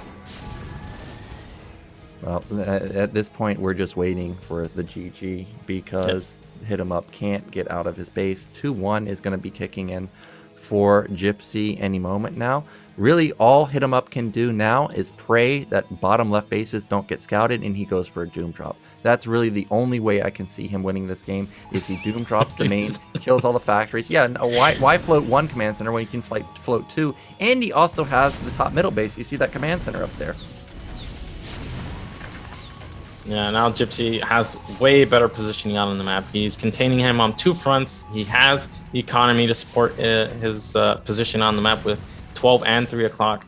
I mean, Gypsy, he's going to watch this replay and laugh at how this game went, because at one point it looked terrible for him, but he breaks out, and then all of a sudden HitEmUp has 5 bases, none of which are being giving him the boost he needs, at least in terms of the engagement, because from what it's been, Gypsy has won every engagement despite having worse economy. Yeah, and that base has still not been scouted the entire game. So this is a massive contain. You can see that Gypsy is maxed out now, or about to be maxed out. Like I said, the only move that HitEmUp has right now is dropships, and you can see that Gypsy scans it and sees that dropships are being made. So now all he has to do is set up a turret ring like that. Command center going to top right, going to Gypsy's main. HitEmUp's decided that, well, I can mine out your base maybe if I can't if I can't mine out these other ones. Gypsy has vultures at the bases where HitEmUp doesn't have. He even has 6 o'clock. He has 11 o'clock. He has a command center floating 12 o'clock trying to take that base from Gypsy. But I mean, this is what you call, I guess, what Gypsy would call clown game. Yeah, this is a clown fiesta game. This was definitely a disaster. Now the dropship count is at 5, a scary amount, but I don't even think this is enough to turn the tide. Well, maybe. I mean, he has to take a really small roundabout path though, because Gypsy has he defended. got scanned. Yeah, he got scanned, and 3 o'clock is already defended against some kind of doom drop. And you see Gypsy maneuvering his army. Doesn't have all his tanks in siege. Wants to be quick to react. Let's see the path. He's just going to counter. He's going to go with D-Matrix and counter and force this guy to keep his units in his base or just die.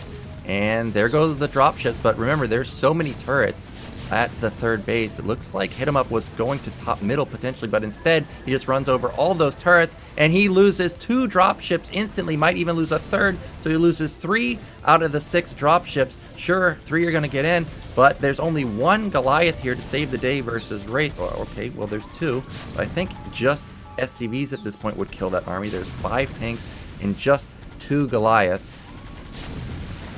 Yeah, the tanks will eventually just splash themselves if SCVs come. And here come the SCVs. Gypsy gonna rely on SCVs and units coming out of the factories, and he should be able to clean this up pretty easily. Yep, and once that last Goliath falls, that means that Race will seal the deal. And you can see that now Gypsy is doubling supply. There's the GG.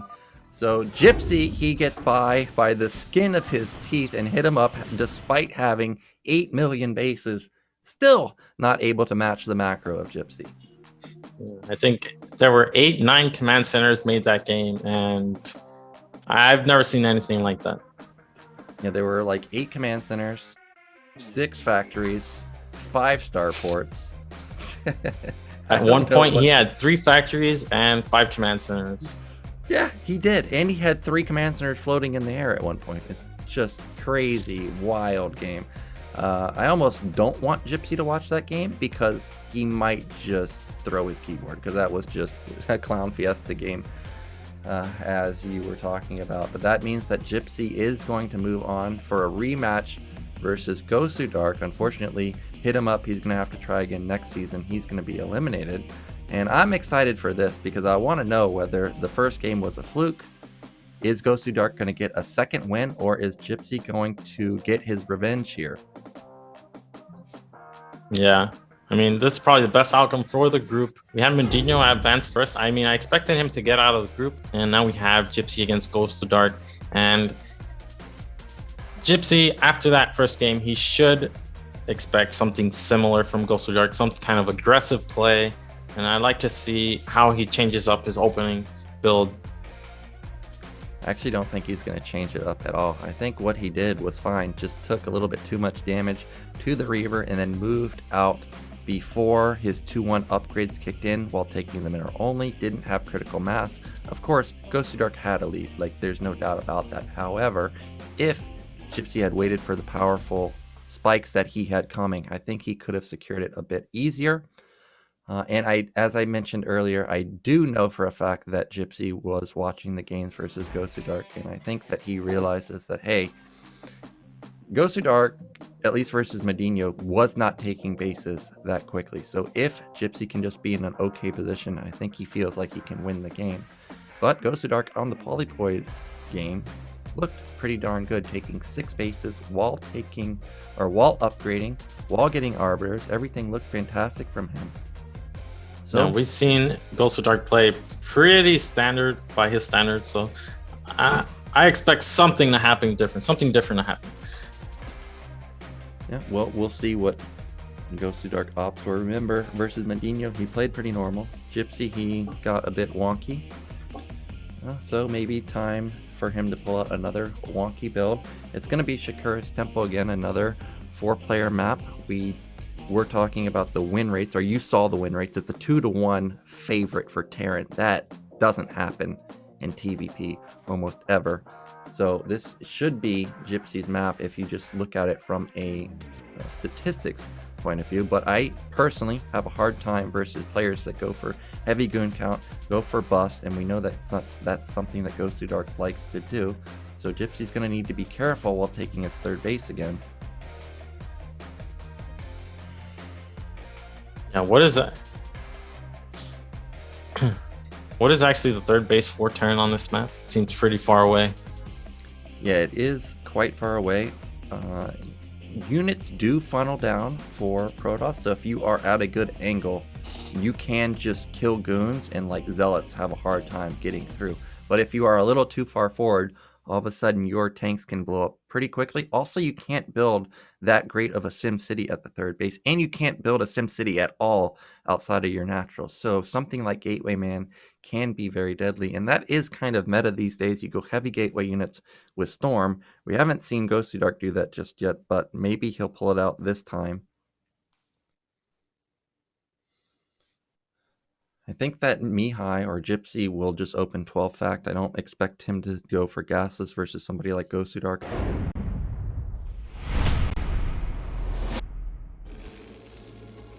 In the bottom right, in the red, we have Gypsy. And in the top left, we have Gosudark in the blue. Yep, so even though we know Gosudark has potential builds like Proxy 2 Gate, this is not a map where you really see it that often because you cannot build anything in the center of the map. So that is one advantage for Gypsy here. If he wanted to play gasless, he doesn't really need to worry about that as a build choice from the Protoss player. As I stated, I don't expect him to ever go for gasless versus Gosudark, but if he felt the need to mix it up, this would be the map to do it on. Now, Gosudark is going for a forward pylon, so this is going to be a forward gate. It is cross map again. We have cross map in the previous match between these two on Polypoid, and we already see Gosudark mixing it up now. Forward gateway in this matchup usually indicates at least 2, maybe 3 zealots. It could also just be 1 zealot, but that's way less likely when the pylon is out at the front. And there we have the 10 gateway, not 9.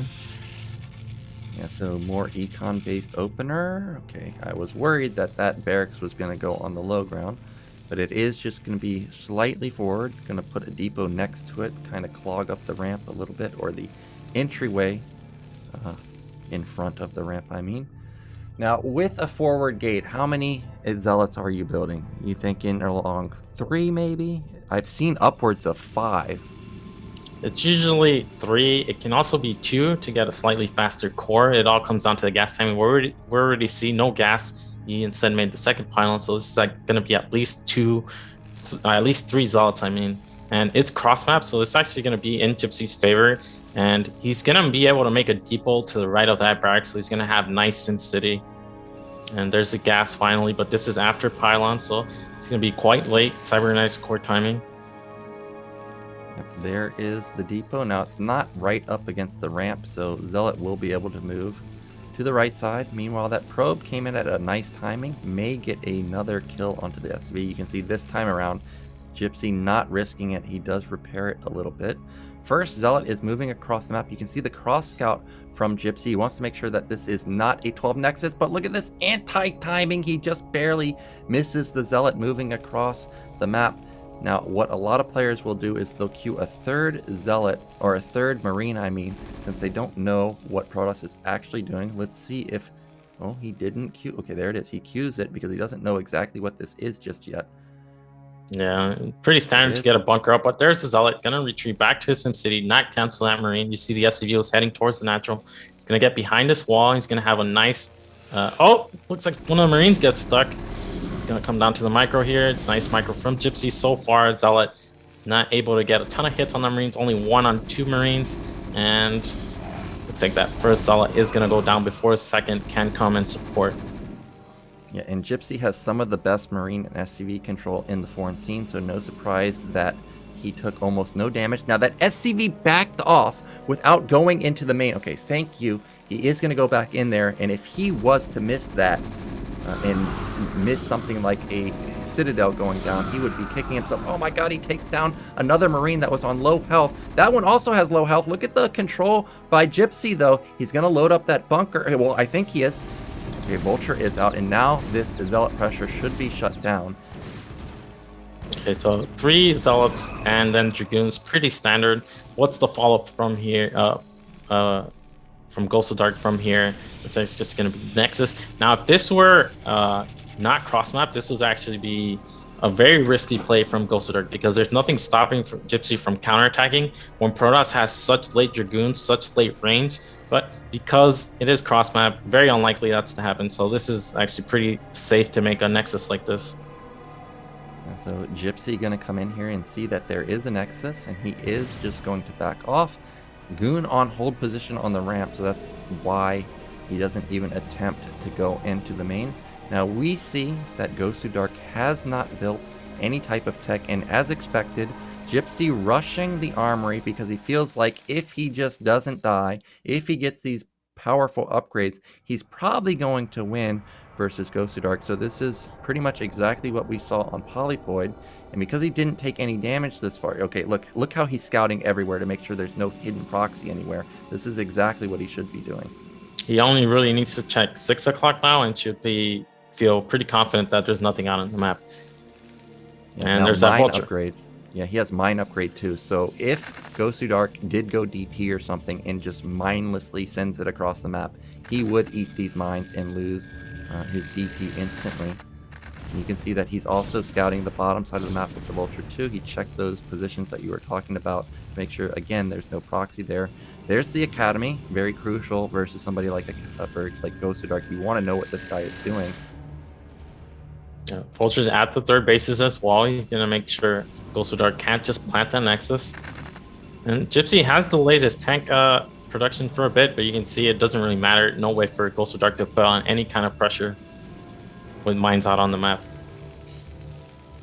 Now you can see that the mines are in a position where they may intercept the Goon as it goes completely back to the main, but it's not going to catch it in the center of the map, or it's not going to catch it initially retreating from the bunker. Second factory is already gone down for Gypsy, and surprisingly Gosudark suspected that mines would be on his way back, so he went to the top side to try and avoid it. In patented Gosudark fashion, he goes straight into 4-gate because I guess he thinks that he would be getting countered by a tank push like MadiNho pulled off, but we know that that's not the case because Gypsy is powering and teching quite hard.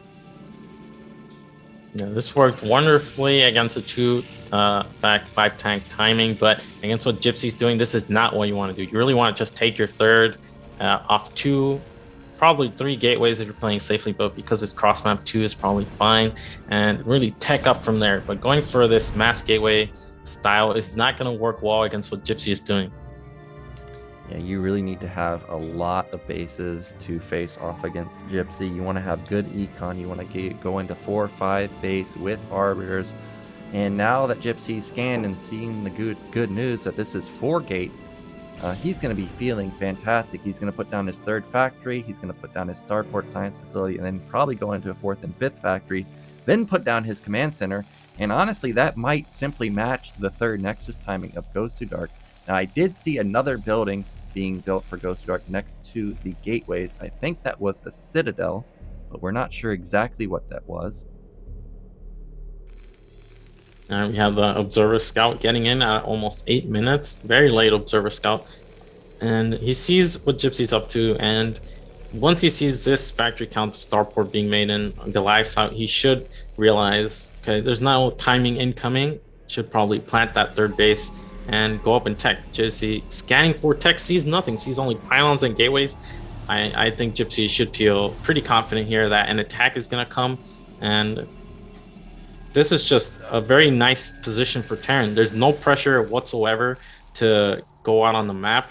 You just tech up, you get your upgrades, and you're going to face a Protoss that has really late upgrades and really late tech.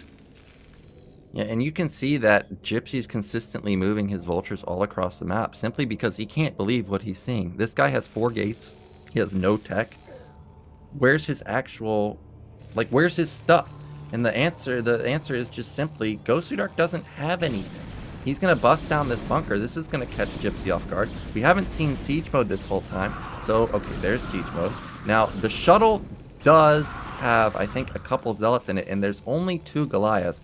2 Goliaths will not take down a shuttle that fast. So he does need to be careful to not... Oh, there's the shuttle. There he goes. Yeah, but Gypsy putting all his tanks on the high ground, not leaving any of them exposed. Looks like Gosudark is going to come in with the move.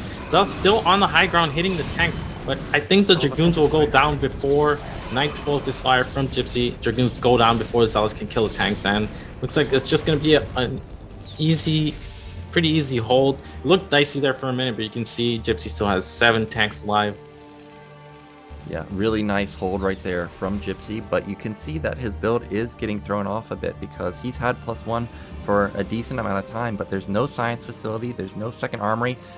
9:45 Citadel.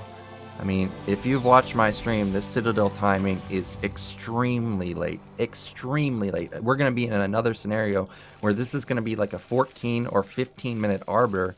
And just to be honest, Terran is flat out not scared about a timing like that. You just don't have anything that threatens Terran, especially when they're going for this 2-1 style. Gypsy's going to max out at like 1330 based on the flow of the game. And what is Gosudark going to have to actually stop his army? The answer is he's not going to have anything. In fact, I think he should skip the Stargate and go straight into Templars if he's going to have such a late Citadel. Yeah, Arbiters aren't going to have any impact on this game for the next 4 or 5 minutes. And Gypsy already on +1, he's getting 2-1, and like you said here, the 4th and 5th factories with the command center. Command center actually goes down before the 3rd nexus from Protoss. I mean, Gypsy must be a little bit confused. There's no 3rd base. Where's the 3rd base? Why doesn't he have anything other than just ground units?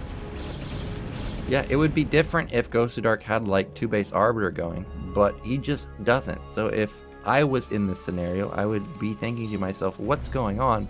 But Gypsy's been scouting the entire map with vultures this entire time. You can see he even scouted the entire main of top right, scouting for a potentially like hidden Stargate tech. And that's just not the case. Gosudark just simply has not been powering that hard and has instead been focusing on units, which has done nothing for him. These goons may end up, oh my god, they may end up falling. There's a big hit right there. Another mine doesn't connect on the left side. But Gypsy's going to get his 3rd base up. You see that the Nexus has completed for Gosudark. So 3rd base timing is basically exactly the same. And that's fantastic for Terran. Usually when this is happening, Protoss either has already Arbiters up with recall pretty close. So it's pretty difficult for Terran to defend all 3 bases. But there's literally no way for Gosudark to pressure Gypsy with just ground units. He has no other tech, not even Storm. No shuttle with Storm, not really an option. And he's taking his 3rd now, but he really wants to be at least 1, if not 2 bases up on the Terran. Gosudark not even mining his 3rd base yet. There's the Arbiter Tribunal. It hasn't even completed, so it's going to be like a 12:25 completed Arbiter Tribunal. Then it's 1 minute and 40 seconds to get that Arbiter up. And then it's 1 minute to get the energy for stasis, so this is a 15-minute stasis. And as I stated, Gypsy's going to max at 1330. However, the one thing that Gosudark does have going for him is that maybe Gypsy will wait for 3-2, and that will give Gosudark a glimmer of hope to actually have at least 1 stasis to fend it off.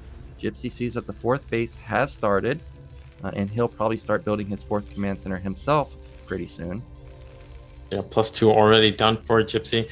He's adding additional factories now, and I think that's another command center at the bottom. Yeah, it is another command center. So he is out producing the Protoss. It's all gonna come down to if Gosudark can get a good engagement off on these high grounds, but it seems unlikely. Gypsy just has so many units, and he's using the vultures while he's placing mines, he's scouting, and Gosudark is still only on what looks like 70. And there's the Arbiter. I think it just started now. Yeah, it just started, so that's going to be, as I stated, around 15 minute-ish stasis for him. You see that Gypsy is about 2 cycles away from being max. He's at 165 supply. He's got 2-1 completed. Because he rushed the armories, he is going into 3-2, so he may just start throwing vultures and replenishing them with more and more tanks while waiting for 3-2. That's just going to make his push even deadlier. You see that the command center is done for Gypsy. At the bottom, he's going to be taking that bottom base as his 4th base. That's another gas. All the bases have gas here on Shakura, so this is another reason that Terran is so strong on here. And 4-base Terran, oh man, it's almost unstoppable.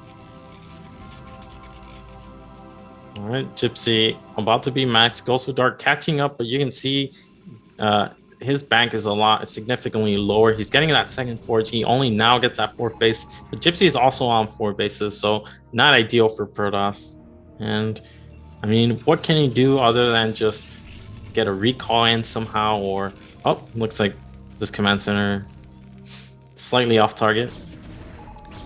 Yeah, really, Gosudark needs another amazing recall to try and salvage this game. Vultures are moving into the 4th base. Now, this is a lot of vultures, and I think he needs to save some of them. Instead, he's going to try and fight, and this might be a mistake. Well, okay, he is just going to save a little bit, and as I stated before, going to most likely replenish them with tanks. He did spot that the Arbiter is now out, so that's going to trigger a lot of turrets going up. I do see that Gosudark has +2 weapons, so that's not bad. And he does have a decent gateway count. What is that, like 10? Looks like we have 10, 11 gateways, counting the one at the natural. We do have a large army, but it's mostly Dragoons here.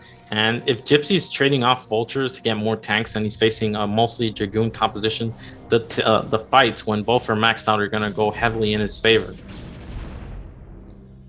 Yep, so Gypsy should be hitting 3-2 in about a minute now, I think is when it's going to complete.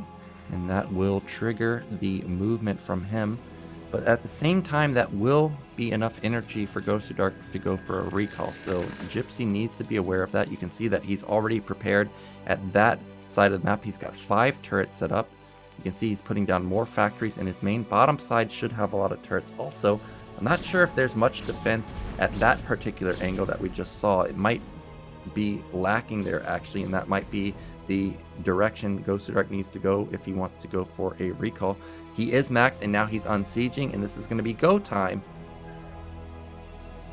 Here we go. He's grouping up his hotkeys, setting up for the attack. Gosudark does have 1 stasis. We see the Arbiter with 150 energy, and here we go. He spots the army move from Gypsy.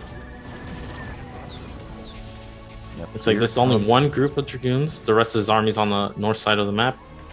Look how many tanks this is. This is like 2 groups of tanks. Also, there's a vessel, and Gypsy has some of the best EMP micro in all of the foreign scene. Let's see if he can land a critical EMP here. Both players banking quite a lot of money, but Gosudark only on 10 gateway won't be able to rebuild up his Protoss army as fast as you would think.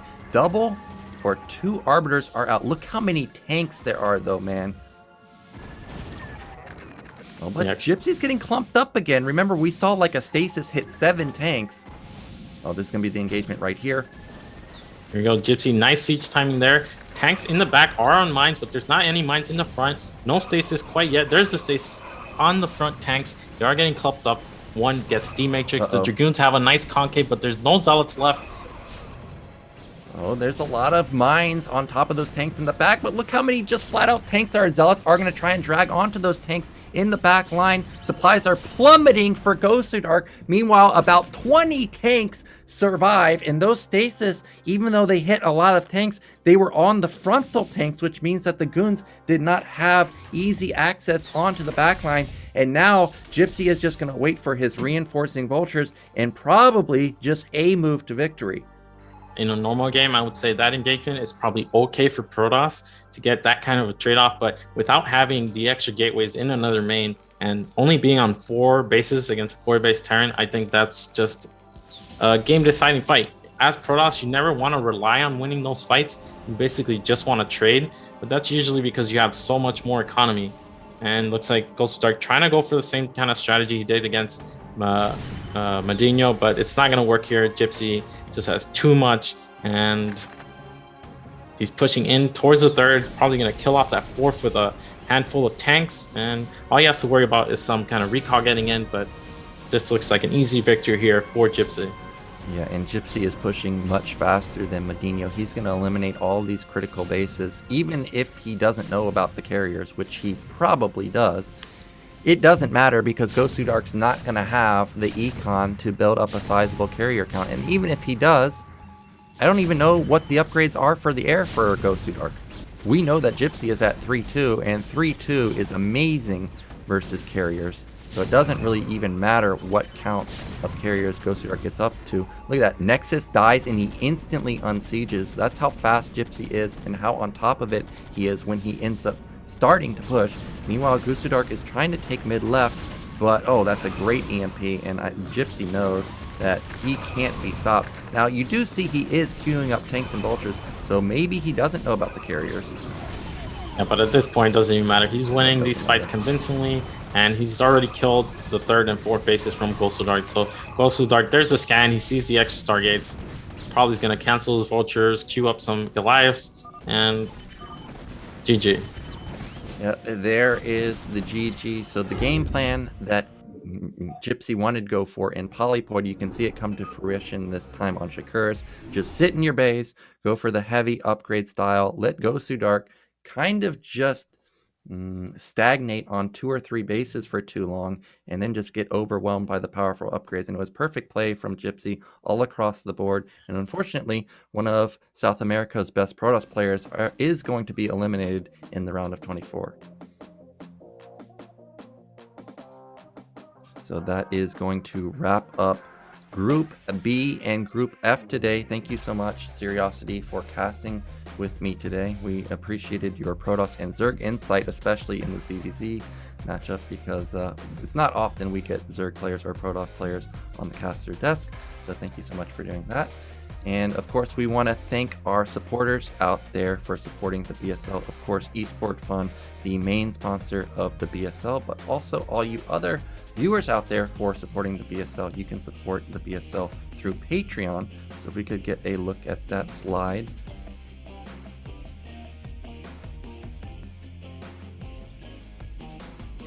Or not. Okay, there we go. So Patreon, this is one way you can support the BSL. At the $100 level, we have Star Lover. At the $50 level, we have Grail, Striker, FT Act Sony. $30 level, Tupacalypse, Gruglog, Sean Wallfield. And $20 level, Cuz, X Civil War X, Christian Eddington, Mad Catz Fury Road, Martin Harzmark, LML, and Lingen Pump, and all you other Patreon supporters, thank you so much for supporting the BSL. Remember, at the $10 level or above, you get all of the replays from the BSL, so definitely think about doing that if you are interested in getting all of these super sweet replays. And of course, we can't forget about the shop, even though the Big Gyp is gone to advertise the Bombastic underwear. Make sure you check out the Bombastic store. Check out the hoodies. Check out the shirt. As I mentioned, the shirt, I think you can get it customized to have your name on the back. You'd have to confirm with Zero on that though. But it is a really nice way to support the BSL, and you get something in return for it. So definitely think about checking out the shop. But with all of that said, that is going to wrap up Group B and Group F. Thank you so much for watching today. And after this cast is over, the group draw is going to be on Zero's stream. So definitely check that out. You can see how the groups are going to unfold in the round of 16. Is there going to be another death group? Is there another possibility that maybe something like Boneth can be upset with a Zerg group of death? That's always an interesting group draw to see. And SeriOsity, do you have any final words for your first BSL cast? Nope, just happy to be here, and I'll be here as long as Gypsy keeps playing. I'll sub in as a caster, and it was great casting with you, Nyoken, and fun groups. Yeah, it was fun. Today was interesting. We had some great games, and I look forward to casting with you in the future. And of course hope that the Big Gyp goes all the way to the finals. So again, guys, thank you so much for watching. Stay tuned for the group draw coming up next, and I will see you next week. See you all next time.